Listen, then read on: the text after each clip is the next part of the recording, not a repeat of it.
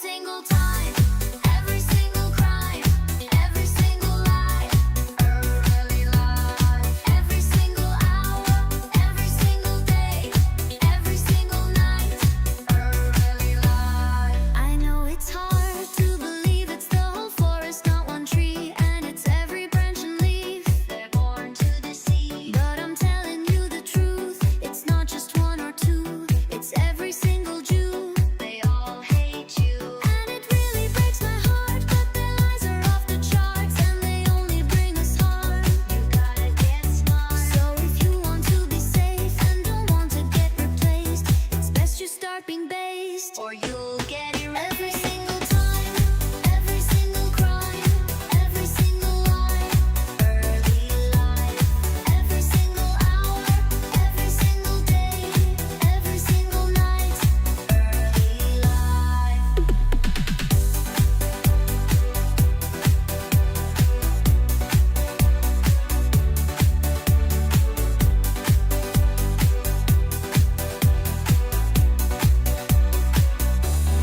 I know it's hard to accept that all the ones you've met lie with every single breath. They want you dead, but you must not be weak. Just open your eyes and see they always exploit the meek. See their vampire teeth, and it can make you cry to learn your life was full of lies and their face was a disguise. But you must fight. So if you want to live and protect all of your kin, you have to grow thick skin, or we won't. Every single time, every single crime, every single lie, early life, every single hour, every single day, every single night, early life.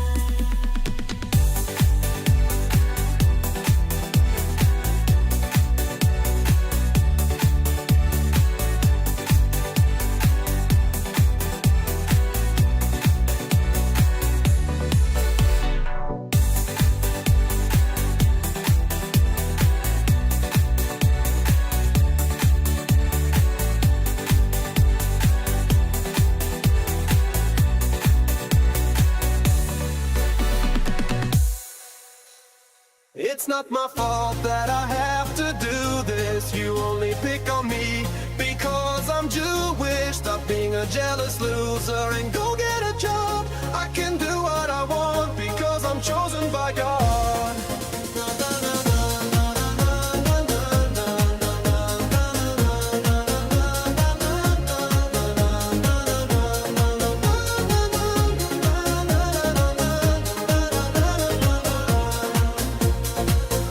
If I don't run your media, someone else will. If I don't edit Wikipedia, someone else will. If I don't limit your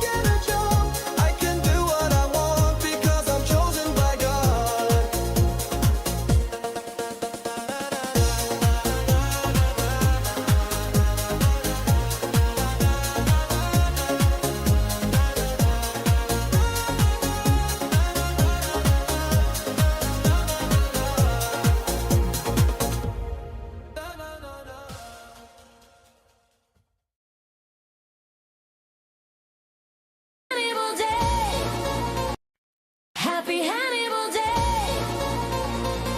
Happy Hannibal Day.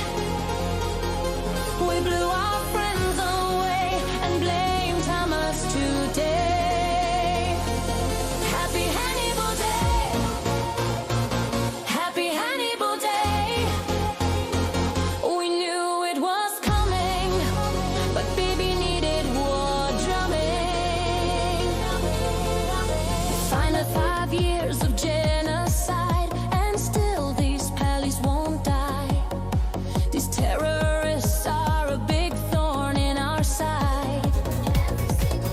All these little babies are driving me crazy. They are all Hamas.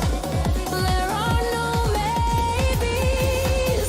Happy Hannibal Day. Happy Hannibal Day. We blew our friends away and blamed Hamas today. Happy Hannibal Day. Happy Hannibal Day. We knew it was coming, but baby needed war drumming. The final solution to the Palestinian problem is let false flags happen so we could solve them. We let Hamas fly over our walls and kill thousands of our friends. Then our helicopters killed them all, and we blamed Hamas in the end. Happy Hannibal Day. Happy Hannibal Day. We blew our friends away and blamed Hamas today. Happy Hannibal Day. Happy Hannibal Day. We knew it was coming, but baby needed war drumming.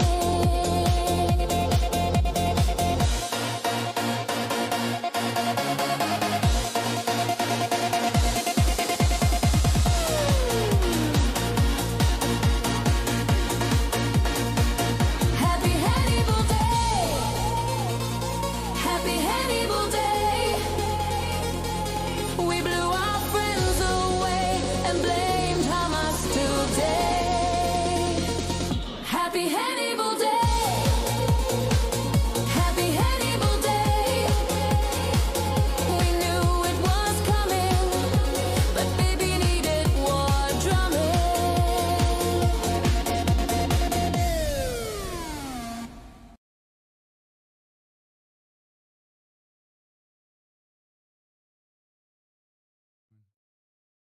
All right, what's up, guys? Welcome. Hold on, let me turn up the stream here a little bit. Turn up my volume. Okay, we are live. What's up, guys? Welcome to the stream. Welcome to the stream. I'm here with Sulaiman. Let me actually move this chat out the way a little bit. What's up, man? You want to say what's up to the people? What's Yeah, up, stream thanks for having me on. Good to be on your show and looking forward to speaking about October 7th. man? All right. Let me just adjust some of the sound real fast. I know we're coming in a little low, probably, right, chat? So let me. We got a guest in the studio, which you guys don't see. Hold on. All right. Sorry, I think I might have blew out your eardrums there for a second. Sorry about that, guys. But yeah, we got Slim on the house. Can you say what's up to the people real quick on the mic? Yeah, guys, can you hear me? Yeah, Awesome. yeah. I think they got the good readings right there. Perfect. Awesome. And I'm gonna turn your mic up a little bit. Cool. All right. I think we're good, man. Yeah. Sorry, guys, for the delay. I was getting everything. I was getting everything ready in the background. As you guys know, I'm not the most technology savviest person ever, I but don't know, you're we quite got it good, done. bro. You're Yeah, quite we're figuring it out. Let's see here. There's something else. If I'm trying to see here if there's something else I need to do. Cool. No, man, but take us through. Happy Hannibal Day. Oh, and by the way, if you guys are wondering, Happy the name of that song was Hannibal Day. Happy Hannibal Day by Lucas Gage. If you guys are wondering, here it is right here for you guys. I'll give you guys the link real quick. Happy Because I already know you guys are going to ask me, yo, bro, what's the name of that song, man? Here, I got y'all right now. I'll drop it in the chat for you guys. Okay. There it is. So you guys can go ahead and enjoy. But But yeah, Sulaiman, real quick, if you can introduce yourself to the people, whatever, for the people that might not be familiar. Obviously, they've seen me join a bunch of your spaces and stuff like that. But yeah. Yeah, sure. It's Sulaiman. I'm on X. I'm quite big on X. I've got a large following, as well as obviously I do the biggest spaces on X as well, talking about geopolitics, both in the Middle East, United States of America, and the UK. I'm a little bit more towards the left. So I give a credit to Myron and a few others who are willing to have these conversations and speak to various people who maybe have different opinions. Yeah. And you just got done wrapping up an interview with Elijah. How's that? Yeah, that was really good. That was more about Islam in the West. Okay. And kind of that idea, because obviously they kind of have like a certain perception of Islam. Of course. And so it's always good to like have those conversations and break it down, because I think a lot of things is based on propaganda, misconceptions, and misunderstandings. Yeah, like that they're going to destroy the world and everything, right? Yeah, that, or there's an invasion, or they're trying to take over, or there's kind of like it's not compatible with the West, and these type of conversations. So I think they're like really important conversations to have, because like when you break it down, you say to the people like, what do you actually mean? Like, what aspects of it do you believe are not congruent with the Western society, or how is it Islam's trying to take over? Those arguments you find are not very strong, and it's mainly based on something they've been taught or something they heard, rather than something based on something cogent. Gotcha. Yeah, especially with what's going on in the UK, right? They have like this. What's the percentage? Because here in the US, we're only like 1 to 2% of the population. Yeah. What about in the UK? What's the population? It's there? 6%. Okay, so it's Yeah. like triple. Well, because America's a bigger country. How many millions of people are Muslim there? So it's 6% of 70 million. So what's that? Okay. 4 million. Damn, there's only 70 million people there. Yeah. UK is not that big because we got like I think 300 million here in the Yeah, US. you got about 350, right? Yeah. And so- then, and you guys have got more Jews here than Yeah. Muslims, right? Yeah, So yeah, how is we- there like we- a Muslim takeover? And let's not even take into consideration that they control everything. But Yeah. just from a sheer numbers. it's- From a number, we have the most here. Yeah, outside of Israel, we got the most here. And then, But isn't it double Jews compared to Muslims in the US? I don't know if it's double, but I do know it's a lot. We have between New York City, LA, I think it might be more than double. and Miami. Yeah. So yeah, they definitely It's have. like 7 million Jews in the US, right? Or 7 or 8 million Jews. Yeah, I wouldn't be surprised if that wasn't the number. Okay, so I guess we'll get into kind of like October 7th, man. Obviously the 2-year anniversary. Yeah. There was a lot of things have happened since. Do you kind of want to give everybody like an overview of what happened on that day, or you could just start it off wherever you want? Yeah. I know you have a lot to say about this, and I've talked about October 7th quite a bit, so maybe it'll refresh the audience to hear another voice. Yeah, of course. So like let's talk about the beheaded babies first. Oh sure, okay. Yeah. You want to debunk you don't even want to go over what happened that day, or you want to go over, or you we want can to go do straight it. into myths? We can do. I mean, what happened on the day was the Palestinians broke into Israel, and the reason they broke in was quite simple. They wanted to get Israeli military hostages and bring them back to Gaza, and then trade them for Palestinian hostages, because they've got a significant number of Palestinian hostages held in prisons, men, women, and children, who have not been given a trial, or they've been put through these phony military courts where 99.5% of people, basically everyone except one person, has been found guilty. So therefore, they're not really courts. It's like Hamas taking their hostages right now and saying, "Oh, guess what? We put them through a court, and now They're all guilty. Yeah, it's the exact same situation. Yeah. So that's and there's like 11,000 over there total prisoners in Israel. Palestinian prisoners, exactly 11,000. Exactly, there's 11,000, and then they compared that to like what is it now? It's like 30 or 40 right now, but initially there was 200, and they never wanted 200. The aim was just the military hostages, and to take them back to Israel. Now, what happened obviously on that day was there's a few things that happened. The first thing is obviously many people think there was a step down order. I'm looking into that in a lot of detail because I'm writing a book on it. Okay. And I'm still not 100% sure either way on that. but Okay, let's so see. you're not sold on it. You're not sold on the stand down order. I'm not yet. I'm not. Okay. So I'm looking into it a lot more. And the reason I'm not sold on it is because I actually think That's good because you're skeptical, because people love to run with narratives. So like obviously for your like, no, I need to like really make sure I have this right, because everyone thinks everyone's like, oh, it was there had to have been a stand down order or whatever, which I guess it kind of makes sense because that border is extremely secure. Yeah. But at the same time, it's like But go ahead, extremely keep going. like, as you said, they're extremely secure. They took about 6 hours Uh-huh. in a large number of areas. There's certain videos of soldiers claiming that there was a step down order. There was what you call it again in the stock market, the Israeli stock market. People shorted the market. So there is like a number of things that do kind of give this indication that there was possibly a step down order. On the other side, there's the people who claim that there's a step down order. The main sources of them, they're actually Zionists. And so for me, what I always see about the Israelis, they always want to give this kind of perspective that they are untouchable, they are unbeatable, no one can take them out, they are unpenetrable, and they always give the psychology. Now, Mossad in itself is quite good, right? But the Israeli army, the IDF, is extremely incompetent. I don't think they're as good as people claim, and they've struggled. You saw they lost in Lebanon. Yes, I was talking about this yesterday. That the Israelis actual like their ground game and like their actual on the boots on the ground military is not as strong as people think. Yeah, it's very weak, right? Yeah. And they make the same military mistakes despite people telling them they made the mistake. So I always give this example. I think I mentioned it on your show before, but I'm sure you always No, have go new for it. people. Is Tell them. like 2006 when they lost the Lebanon war. The American military analysis was that one of the major mistakes they made when they lost was they would bomb. The bombing would cause destruction of buildings and it would cause rubble. And what would happen is tanks would struggle to go past the rubble, right? And because tanks would struggle to get past the rubble, they'd need to bring bulldozers in to remove the rubble. Now, while they were doing that whole procedure, the Lebanese army would come in and just take them out. That's the exact same thing they're still doing in Gaza. The only difference is Hamas's army isn't a legitimate army, right? It's a paramilitary. It's not very structured. So why I'm giving that example is they continue to make the same mistakes when military and analyzers are telling them these are mistakes. And so that tells you not only are they weak from a soldier perspective, they're weak from a military perspective as well in strategy. And you saw that in the Iran-Israel war, right? Like a lot of the decisions they made when it was off the cuff was weak. So the very first day they did really well because it was planned, it was pre-planned. They got the US as they normally do, right? Which has happened historically. They always get the They US. perfectly blended their military action alongside their intelligence operatives, right? To like take everything down at a certain time, and then as they're taking down the air defense, the jets are flying over, shooting the missiles in. Well, I don't even think they actually managed to shoot that many missiles in.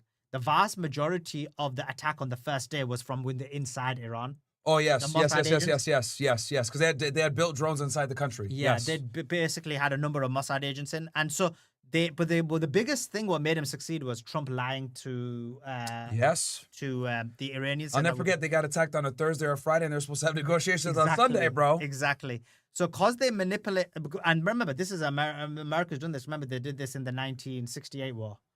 In the 1967 war, sorry. Oh, in the 67 war, yeah. 6 Day War, right? Yeah, the 6 Day War. They basically, if you remember, Nasser, he never wanted to fight Israel. He never planned to fight Israel. He actually just made certain moves to make it look like he's bolstering because the Jordanians wanted them to like do something, and he didn't want to do anything. This came up on my debate with Destiny. He was saying that the Egyptians were mobilizing, so they're right to strike first. Yeah, which is fake. Literally, yeah. The Egyptians were in Yemen. Oh, right. The Egyptians were fighting in Yemen. Pull this up on a map. In 67, and because Nasser basically was supporting the socialist movement in Yemen. So you had Nasser supporting the socialists in Yemen, and you had America, Israel, and United Kingdom supporting the other side. Okay. And so he had half his army there. Let me just give these guys a visual representation real quick. Okay. So where were they? You said they were stationed in Yemen? Yemen, yeah. Okay. So he had a bunch of. He had half his army in Yemen. Why? Training or fighting? Oh. So he was supporting the Yemeni socialists. Because he wanted them to be the leaders of Yemen. Okay. And the Americans, Brits, and less so the Israelis, but they were supporting the other side. Okay. So it was an internal war within Yemen. There's always been civil wars there, man. Yeah, Holy. exactly. Yeah. But there was internal civil war within Yemen, and they both wanted someone else to win because obviously Egypt was quite strong. So So they were in no position to even fight Israel. Fight it Israel just makes no sense. So if half, because they were saying that he was moving up towards the Sinai Peninsula, unless he's extremely retarded, right? Yeah. He's not going to have half his army in Yemen. And then what happens is because half his army's in Yemen, he never wants to fight Israel. So he actually ends up, when Israel attacks, he ends up fighting Israel with the other half of the army. And so that just demonstrates that there was never a plan to fight because how he wouldn't split half his army and half his army. And also, obviously, that's the reason Israel won. Now, why I was telling the story is because the day before Israel strikes, Nasser doesn't want to fight. And he says, I'm hearing that Israel's about to attack us. So he gets on the phone with LBJ and he's like, is Israel going to attack us? Yep. And he's like, nah, bruv. Trust me. No, they're not gonna. They're Okay. not going to attack you. And they Like, did you anyway. have my word, bruv. Like, it's not going to 67, happen. Oh no, 67 is going to be Lyndon B. Johnson. I Yeah, think is in yeah, office. Yeah. Oh man. And obviously, you know his Lyndon B. his Johnson mistress is. was, You guys. Oh man, if you could thank Lyndon B. Johnson for this pro-Israel foreign policy that we have. He was like the first president to really start being, a shill for the Israelis. Was Lyndon B. Johnson, and and a lot of people don't like hearing this, but he does have females on his women on the female side of his family, that are Jewish. So he does have some Jewish and lineage. he was having relations with a Mossad operative, right? Yes, he was. Yeah, and her strange boyfriend, which they had some kind of weird threesome thing going on where he would watch, but. Whatever, yeah, that's another thing. He had an affair with Israeli intelligence operative guys, Lyndon B. Johnson. Yeah, but then he's the one who Lyndon B. Johnson basically tells Nasser, "Don't worry, they're not going to attack." So he just chills out. He's been like the president of the United States, and then they attack. So the same thing as what Trump did. Wow. So if you actually look at it, Israel got a lot of help even in that war because he got promised. Like if he'd known that Israel was going to attack, if he hadn't listened to LBJ, he would have tried to get his army back. Now, it would have been difficult to get it in one day, but like he would have put certain procedures in place to make sure that Israelis, and of course the Israelis attacked and just blitzed. Well, that makes sense because that makes sense that half the military was gone. Yeah. Because they handed them. It was only a 6 day. It wasn't even. That's why they call it a 6-day war. It was literally just like under a week. Israel destroyed them, right? Yeah. Like there's no denying that, but they destroyed them because of the reasons I said. Yeah. Okay. So we covered. Let's go into real quick. Just backing up real fast. What do you think were the top reasons that October 7th happened? From a Hamas's perspective. Yeah, from Hamas. I think the main reason was because they wanted to get their hostages. Yeah. And they wanted to basically negotiate and convert those hostages for Palestinian hostages. But the second reason is obviously they were concerned that what was going to happen was there was going to be some kind of overarching Abraham Accords, which would leave them without a place. And remember, you have to remember, like you think this is like a bad maneuver, but if you look at it from this perspective, they've been ghettoized in that region since 67, right? Because if Israel wanted, they could have done 2 things. They won the war, right? They could have either bring Gaza and the West Bank as part of Israel, right? Or they could have given it its separate state. But they didn't want to do either. They didn't want to give them a separate state, quite clearly, because they don't want Palestine to have a state. But they didn't want to incorporate as part of Israel because then they have a minority population. Yeah. So the third option was... So I was trying to explain to Brandon Tatum that like they would never have a one state because they would have to maintain the majority. Exactly. That's why they call it the Jewish state. Yeah. But sorry, keep going. And remember, like their plan even since 48 was always, we want to have 80-20. We always want to have more Jews, like 80 or 75% Jews compared to the Arab or the also because they know that if they were to allow the Palestinians to assimilate in, they would quickly lose the advantage because they have kids faster. They have more kids. Exactly, I agree with that. Because so they claim that Israel's birth rate is quite high, but I think that's a lie. You don't think it's as high? You don't think it's higher than us here in America, though, right? I think they're lying. Or you think they're lying about that? Bro, like they're all LGBTQ, gay, like into feminism. I think they're lying. Fair enough. Yeah. Fair enough. They do call like the gay capital of the Middle East pretty much. Yeah. So I think they're lying. I don't think that's true. So like that's the second reason. Because what will have happened is they were afraid. Obviously. So number one was you would say hostages. Number one's hostages. To do a hostage negotiation. And it's funny because Western media never talks about that. That like, oh, they just went in there, just want to kill and pillage everybody. But I'm like, dude, it's about getting hostages. And even like the pillaging thing, like there's no evidence of that, right? Like you've been through it so much in the last 2 years. I've been through it. Like there's zero, except for like, and we're honest, right? I think like we're not like blind. So after seeing or reviewing the footage, there was possibly 2 or 3 incidences where someone's intentionally killed a civilian. Yeah. And there's one that they didn't show us, but we've seen it now because they released it. But we already knew about it because what You're happened. talking about the 45-minute video, right? Yeah. So, guys, whenever they tell you, and I might as well tell the audience Yeah, this, please. there's this video out there. It's like a 45-minute, 48-minute, Mm. 50-minute, somewhere in that range compilation video, okay, where the Israeli government compiled all the GoPro footage and all the different camera angles they had, and they did like a compilation of what happened on October 7th. And you've seen the video in full, right? I haven't watched it. I haven't I've watched seen it. they've not released it to the public. So what I've seen is the website full of all the videos. That's So I've seen all of that. the scan code that he gave to the UN when he was at the UN. Yeah. I've seen all that and the ones they released on the website. But this 48-minute video, what they try and make it look like is A lot of it is Hamas fighters getting killed in there too. yeah, of course. It's a lot of it is them like dying, like on because they had these GoPros and it's them getting shot and dying on camera. Exactly. Like, it's, so it's like a lot of people running. They're, Yeah. like running and trying to get to like hiding into certain places. But yeah, the crap that they talked about, like the beheaded babies, butt babies, you don't see any of that. Oh, there's zero of None that. of that. Zero rape, zero everything. Yeah. Like literally none of that exists in the videos. There's four incidences where you'd say, look, there is a possibility it's worth having a conversation about. 3, like I said, where there's a shooting. 1 looks like an assassination. And again, you don't know what happened before, what happened after, but just on the snippet. Yeah. Right. And then there's one video which, like, there were reporters who watched it. We weren't them.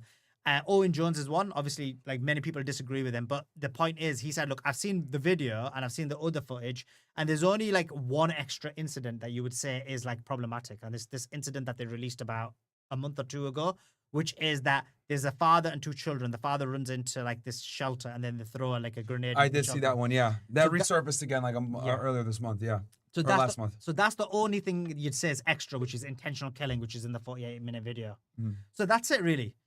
So there's like 4. Still horrible, right? It is But, horrible, and yeah. we like it's not acceptable, right? Yeah. So those people, I think, those people who did it, if it is, and we don't know, let's look at this, unless they are guilty, they should be tried, and they should they should be tried in court. Like, we don't agree with that. We don't agree with vigilantism, right? There's certain rules and ethics, both within Western society, which we agree with, and within Islam, which we agree with, that you can't do, and this is an example of something that you shouldn't do. Mhm. So like, yeah, but this whole idea that all of it happened like that is completely incorrect. Like, the vast majority of people, as you know, were killed by Israel. You had 1,150, at least 400 of them are soldiers, and then you had 750, and then they deployed the Hannibal Directive. You had shelling into certain kibbutzes. I would say, like, if you ask me, Sulaiman, how much people do you think Hamas actually killed? I'd probably say like 200, 250. That makes the Okay. most sense based on the situation. I when you- pegged it around 600. Hamas killed. Yeah, at most 600 they killed. How could there be 600 though? Because like 1,150, Mhm. take away 400 soldiers, Yep. 750. Yep. So you're saying Israel only killed like 100? Yeah. With Apache helicopters. Remember when they killed Apache helicopters, just to give you the depth of how many people they killed, Mhm. 200 Well, I'm saying 600 at most. at most. At most is what I'm saying. Yeah, of course. Like, Yeah. logically, that could be the max. But like, Yeah. I'm saying, like, what do I actually think? I think 200. You think 200 Yeah, were yeah, killed because- by Hamas? Yeah, because realistically? let's just take the Apache helicopter. Okay. So the Apache helicopter. Which, matter of fact, let me pull that up right Yeah. now because this is something that Brandon Tatum tried to tell me, like, Hamas killed all these people. I was like, bro, like, are you aware that literally those Apache helicopters, like, they're raining hellfire missiles Yeah. down, and the way, like, Hamas doesn't have that capability. People are burnt to a crisp. Yeah. You know. Exactly. But go ahead, keep going. And you're right. And when they deployed the Hannibal Directive, right, which is what this guy claimed, right, this Tatum guy, he was like, because I could read I think some Israelis sent him a script because he They read probably it on his did. laptop, right? Yeah, he had his laptop the whole he time, read it on yeah. his laptop because he was first saying, like, I don't know what that is. And then he said, oh, I've just read the Hannibal Directive. And then he used the Israeli land as soldiers. Yep. No way someone like him would have been, like, coming with that argument. On And the here you fly. go, right here. Video released by Israeli Army shows helicopters firing indiscriminately on October 7th. Yeah. And you can hear them talking to each other in Hebrew. Like, you guys can see, and this is what I told Tatum. I was like, yo, it's like thermal vision, bro. You can't tell who's who. Exactly. So, they're just blowing up cars. How can you tell if that's a soldier or a civilian? Yeah, like, you can't tell, like, what they are. Like, you just see green. And they were told, fire at everything. Do not let anything get back into the strip. True. You know? So, but yeah, here's the footage, guys. Like, you guys literally see these cars are getting absolutely demolished. But sorry, you were saying? And so on this, so they've done this, right? Like you said, they're demolishing places. They killed 200 Hamas people from this Hellfire missiles. Okay, that But yeah. actually, they killed more. But 200 of them were burnt so badly Yeah. they thought they were Israelis. Yeah, they So couldn't do you even remember the identify them. original number was so high? Yeah, 2,000. And they reduced it. And one of the argument was is that 200 of the Hamas members, we thought they were Israelis, but later on we found out they're Hamas. Gotcha. Yeah, because the original figure was 2,000 dead. Yeah. And then they revised it down to Exactly. 1,200. And so what that tells you is, if they've killed 200 Hamas members, minimum, they probably killed more than that because this is the ones they confused as Israelis. So they probably killed 300-400 Hamas members from Hellfire missiles. 200 of them, they thought they was their own people, but they end up being Hamas. Means they've probably killed about 100-200 at least Israelis because they're just bombarding. So if we think that they killed about 100-200 from the Apache helicopters, and then from Kibbutz Berry. Look at all these people running here. Look, you can see them right there, and they're just like blowing them up. Yeah. Machine guns, all that. But go ahead, keep going. Yeah, and then Kibbutz Berry. Kibbutz Berry is really important because that was the place where one of the babies was killed. You know, Oh, yeah, Elias Cohen, yeah. And what the Israeli newspaper said, and what they confirmed, and what the military leaders confirmed, is that they were basically using artillery fire indiscriminately in Kibbutz Berry, right? And so what we know again in Kibbutz Berry is Israelis were firing indiscriminately, and I believe 120 people were killed, the vast majority by Israel. So if they've killed, let's say, 70, 80 people there, 200 there, we're already knocking 300-400 off just from two locations. So that's why I get to the figure of 200. I think then you take Kibbutz Kafar, you take the other various places, you take Nova Festival. They've killed a lot of their own people. Yeah. The people who were driving back. So And they were frantically trying to get involved too. Like they didn't know what was going on, you know, because I think when Hamas invaded, didn't they? One of the first things they do was destroy the radio towers. yeah, they did. That was like one of the first things they did. Yeah, they did, and they targeted the military bases, and they targeted the kibbutz, and the kibbutz have military personnel in there. Matter of fact, you know who did a real good video on this? Let me find. Keep going. Yeah, and so the kibbutzes have military personnel in there, and that's the reason for it. So like a lot of these videos that show of women being taken in, those women were actual soldiers. So that's basically one of the things that happened. So I thought it was interesting. Let me see here. I think this is this is the original video right here. This comes, and you guys know I like this channel. It's called Propaganda & Co. It's a funny video. Sorry, funny name of the channel. Let me see here. I think they covered wall and destroy the Israeli arrogance and complacency to plan and operate relatively undetected. In the early hours of October 7th, a All blitz right, so this will give you guys a quick little summary of what went down on that morning, and then we'll keep going into, because I know we're talking about the Abraham Accords. We'll come back to the reasons. of over 2,200 rockets were fired at the Iron Dome missile defense system. But this was only truly meant to provide the cover needed to fly drones over the $1 billion iron wall and destroy the remote-controlled machine gun turrets and communication towers. They rammed through the first layer of the fence and then created over 20 separate breach points through the main iron wall. Their immediate objectives: take out important nearby command and control military sites. And Now, can you explain real quick to the audience, kibbutzes, how that works, and then how they have these things set up here on the border? Yeah, so the Nahal Oz is a military base. So that's the reason they targeted that. Kibbutz Reem is a kibbutz. And again, they targeted that because what happens is these kibbutzes have military personnel in there. Yeah. And so... And kibbutz is like I guess, crude way of saying this is like maybe a neighborhood? area? Yeah, I mean, you could It's like say little that. homes, like It's like a sanctuary area, but it's not a sanctuary because within that area, they do have people like normal workers. Yeah. But there's a lot of military personnel. But the reason they place them kibbutzes there is basically to kind of, again, observe Gaza as well. And Of make course, sure. yeah. So there's kind of like this kind of weird, like, evil reasoning for why it's there. But yeah, that's the kibbutzes. The kibbutzes used for like farming and various other things, but at the same time, there's like military personnel there as well. Yeah, a lot of military personnel. And the same with Urim. So again, they had military personnel there. So that's the reason you target them. And then there was obviously Kibbutz Kafar and various other kibbutzes. There was another military base as well. So they just basically were Nahal, other than Nahal. So they basically targeted them, different locations. And as he said, they basically penetrated through about 25 different locations. Yep. But the aim was to get to those specific areas because you had to take them out because they're right on your base. If you didn't take them out, you would struggle. So,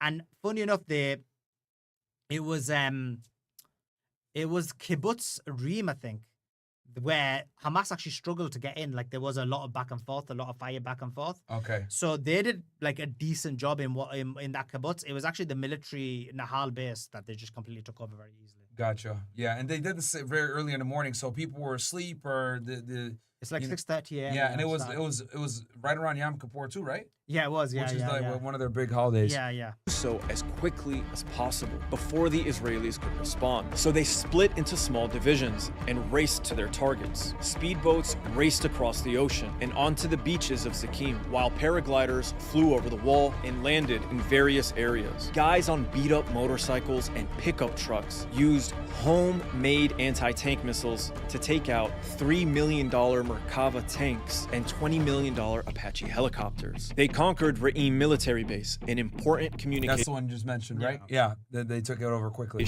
and drone surveillance headquarters, killing or capturing all the soldiers inside before destroying the server rooms. According to Scott Ritter, Hamas struck the headquarters of the Gaza division, the local intelligence hub, and other major command and control. And this was a big reason why it took them so long to respond and they were discombobulated. You know, and I'm realizing this, right? With modern warfare, you know, we went from the days of trench warfare, shooting at each other, just trying to kill each other, to, okay, we have to go after communication infrastructure and technology first, then we can go ahead and move into the actual 100%. combat. Like, this is what modern warfare has done, where it's like, you know, you can't prioritize taking people right away. You have to destroy the communications and the technology. This is what Israel did with Iran. Made them effectively blind for several hours. Infrastructure is the most important thing. Like Yeah. you take that out and you basically Take out the technology, and then bam, now they're operating blind. Facilities with brutal precision, turning what should have been a 5-minute response time into many hours. More than enough time for Hamas to carry out one of its primary objectives, the taking of hostages, to use as exchange for the near 5,000 men, women, and remember children as well, rotting. like, in these kibbutzes and in this military base, there was soldiers there. Yes, So you have to, like, it's not like Hamas just went in and then nobody was there. So they didn't have to fight with soldiers. They had to course. fight with military people.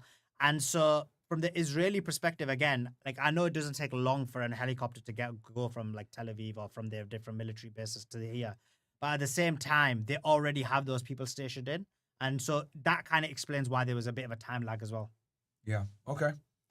In Israeli administrative detention centers, returning to Gaza with more than 230 Israeli soldiers and civilians. The result was a complete rout of local Israeli military forces. For hours, the Israelis were completely in the dark, confused as to where the attack was even coming from. Thousands of rockets were in the air, dozens of bases and military settlements, aka kibbutz, were captured, and multiple helicopters and tanks were destroyed. The attack came so hard and so fast that many IDF soldiers were still in their pajamas as the resistance fighters entered the barracks. How could these half-starved and besieged fighters have the gall to escape their prison and carry out an attack like this? No one in Israel could have imagined it, let alone expected. Desperate to respond, the Israelis began to implement scorched earth tactics. Their helicopters began firing Hellfire missiles and machine gun rounds indiscriminately at vehicles and people running in the fields. Tanks rolled through the kibbutz and main roads and shelled houses as ground troops exchanged fire This was with confirmed by, militants. This led to This the was death. confirmed in terms of the shelling by, like we mentioned, Israeli military. Oh, Israeli that they were commanders. that they were using the Hannibal Directive on that day. The fact that they were firing just, well, it was like the Hannibal Directive, but they were just, because they were just going in with the tanks, they were just firing indiscriminately. Yeah, they were. And so even like Yasmin Porat, if you remember, like she went completely, like, somehow, I don't know what happened to her. She disappeared, right? But she basically said that when the Hamas had her, they were protecting her, and they're protecting her from Israeli shots. Oh. So remember, that was the See if I can big find- scandal. Yeah. With Yasmin Porat. She said it on a radio show. Yes. And then, I was and then, gonna. like, after that, she went completely silent. It's just really weird. Yasmin Porat. Porat, P-O. That's it. Top one. Yes, I do remember that. That's it. Yes, I remember this. Yes. הופכים להיות בערך כ-12 בני ערובה עם 40 מחבלים. Okay, I And guess. it's not like she's like loving Hamas. She's still calling them terrorists. Yeah, of course. ששומרים עלינו. She said that. So guarding we'll us. go here. Yeah. So she goes here. הופכים להיות So we were about 12 hostages. בערך כ-12 בני ערובה, עם 40 מחבלים, And 40 terrorists ששומרים עליהם. that are guarding us. אני מקצרת I'm keeping the story short. לך את הסיפור, כי היה מזל. הם מתעללים In that, the interviewer asked her, did they harm you? בכם, או הם שהם... לא מתעללים She said, no, they didn't harm us. They treated us very humanely. בנו, הם מתנהגים אלינו during a fog of בצורה war. מאוד אנושית, זה אומר שהם אנושית? שומרים עלינו. And he says, humanely? כן, מה זה אומר אנושית? שומרים עלינו, Yes, what does that mean, humanely? And then she says, they guarded us. הם נותנים לנו לשתות פה They gave us something to drink now and then. ושם, שהם רואים שאנחנו בלחץ, הם When they saw we were anxious, מרגיעים אותנו. they calmed us down. הייתה תחושה מאוד מאוד מפחידה, אבל It was very frightening, but no one behaved toward us violently. אף אחד לא התנהג אלינו באלימות. למזלי, Luckily for Marie, nothing happened to me like לא קרה לי מה שאני שומעת what I've been hearing about in the media. בתקשורת. קרו דברים איומים ונוראים. Now, remind you, it is important for people to know, when this interview came out, all the Hezbollah with the mass grapes and the beheaded babies and the babies in ovens were coming out. Yeah, that's what she said. You know, so, you know, this is why the interviewer, guys, is so confused. Like, what do you mean they guarded you? What are you talking about? Like, I'm hearing all these reports of them pulling babies out of women's wombs and stuff like that. Yeah, exactly. So, you know, this was really brave for her to say or tell the truth about what happened in her experience when she was dealing with these guys. נכון, אבל אחרי שעתיים, But after 2.5 hours, בקיצור, I'm reading it because a lot of people listen to this thing versus watch. Okay. But in short, בהתחלה at the beginning, there was nobody with us לא היה שום גורם ביטחוני from the security services. איתנו, אנחנו אלה We שהתקשרנו were the ones who called the police המשטרה יחד עם החוטפים, כי together with the kidnappers. החוטפים רצו שהמשטרה תגיע, כי המטרה שלהם הייתה לחטוף The goal of the kidnappers was to abduct us to Gaza. אותנו לעזה. בסיומה במהלכה, אחד One of the terrorists wanted to surrender to the police. המחבלים מחליט להיכנע, זה מחבל שיצר איתי קשר This terrorist was the one I conversed with במהלך השעתיים האלה, יצרתי קשר during these 2 hours. עם כמה מהחוטפים, I also spoke with some of the other kidnappers אלה ששמרו על הבני ערובה, who had kept us hostages. כן. והוא מחליט להשתמש בי He then decided to use me as a human shield. כמגן אנושי. הוא I found this out afterwards. מחליט להיכנע, אני לא מודעת לזה באותם רגעים, זה בדיעבד. הוא מתחיל להתפשט, He called to me. הוא קורא לי ומתחיל We started leaving the house under fire. לצאת איתי מהבית תחת אש, אני צועקת בזמן הזה We shouted at that point to the special forces לימם כשהם יכולים לשמוע אותי שיפסיקו who had gotten there to stop shooting. לראות כן. ואז הם שומעים אותי והם מפסיקים לראות. And they heard me and they stopped. אני רואה על הדשא And I saw on the grass of the kibbutz there של בגינה של האנשים מהקיבוץ שיש 5 or 6 hostages lying on the ground outside. 5 בני ערובה ששוכבים או 6 על האדמה בחוץ, ממש From the massacre, קיצון הטבח מול הירי של in the line of fire between our forces and the terrorists. הימ"מ שלנו והמחבלים. הטרוריסטים The terrorists shot at them? ירו בהם? לא. She says no. They were wounded in the exchange of gunfire. הם נהרגו מהחילופי ירי. That's 6 people killed By IDF right there. just from her. Just from her witness, 50%. yeah. There was 12 hostages, 6 killed. Yeah. Because the when I look at the numbers, the Israelis try, their media, they try to say roughly 15 to 20 were killed. But dude, that's bullshit. Way 50 to more. 20 what? Were killed by friendly fire. By the IDF, I mean, which she's is mentioning six. herself. She's already seen 6. And just to understand, like when I was giving you those figures, when I said out like 200 from the Apache helicopter, like maybe like we've got like 70, 18 kibbutz Berry. I'm not even talking about kibbutz Kafar and all the rest of them. She's literally saying that where she was, and I can't remember where she was now, which kibbutz she was in, but the kibbutz she was in, there was 12 hostages. Half of them were killed, and all of them were killed by Israel. Yeah. Yeah, and I try to explain this to people that like it makes no sense for them to break in there just to kill people. Like they're there with a purpose, right? They're there to get as many hostages as they can because that's really the only leverage they have. And well, they don't even want to get many hostages. Remember, the aim was only to get like 100 hostages. That was the aim? Okay. Yeah. Okay. Because what happened was the Nova Festival never should have been there, right? Because the Nova Festival was never meant to be there. Got extended for like 2 to 3 days. You want to explain that to them too? So there was basically a Nova Festival. This is enough here, right? I mean, you guys heard enough from this. Yeah. But here you guys hear a kibbutz survivor telling you guys that they were basically getting shot at by the Israelis. You know what I mean? And the reason why we know this is authentic is because this is days after the attack, before the Israelis can really get a grasp on the media and everything like that. Now, if you watch some people being interviewed, yeah, we haven't seen her. and then we got like people, making bullshit stories up. But this is before all the Hasbara started getting spread. But go ahead, sorry. Yeah, so the Nova Festival was the actual festival where a lot of people were. Now, I'm gonna sound mean, but like I kind of don't really care. First of all, like, what's the ethics in holding a Nova Festival right outside a concentration camp? Right? It's bang out of order. That is a little weird. It's just not right, right? It's Yeah. like literally, having a prison and then having people like take the mick out of those people and starving people. Yeah. It's bad. It's not acceptable. And the second thing is, like, they claim that these people, that they were like, they didn't have much clothes on. But I don't want to sound mean, but like, how do people dress during these festivals? Oh yeah, they don't wear clothes. Exactly. So, Yeah. like, people who are dressed like that, then they're like, oh, these Yeah, these people music were in their festivals, yeah. underwear. Yeah. They're in their underwear because that's how they were dressing. Yeah, like, this is yeah. ridiculous. If you've ever been to a EDM festival or whatever, you already know that women dress like 304s. So that's what they do. Yeah. And so, But they try to use that as evidence to say, oh, look, they got raped. Yeah, I see what you mean. Yeah. Which is ridiculous. We're not allowed to say it because we have to be like, if you say it, you're going to get cancelled. Yeah. And then the Nova Festival happens. It's meant to be one day. They apply for an extension, which is something that Hamas didn't know about. And the extension was for 24 to 48 hours. And there's documents to prove that this extension occurred. Okay. And so when Hamas come in, they're For the shocked. music festival. Yeah. So when Hamas come in, they're shocked that there's a festival. They're even like, oh, what are these people doing here? And so because there's so many people, they end up taking so many people back as hostages when the plan was not to do so. Because it's very difficult to manage so many hostages. Yeah. No, that makes sense. And I mean, from a military standpoint of, if you want to attack an area, is it smart to attack when there's a music festival going on? Probably not. No.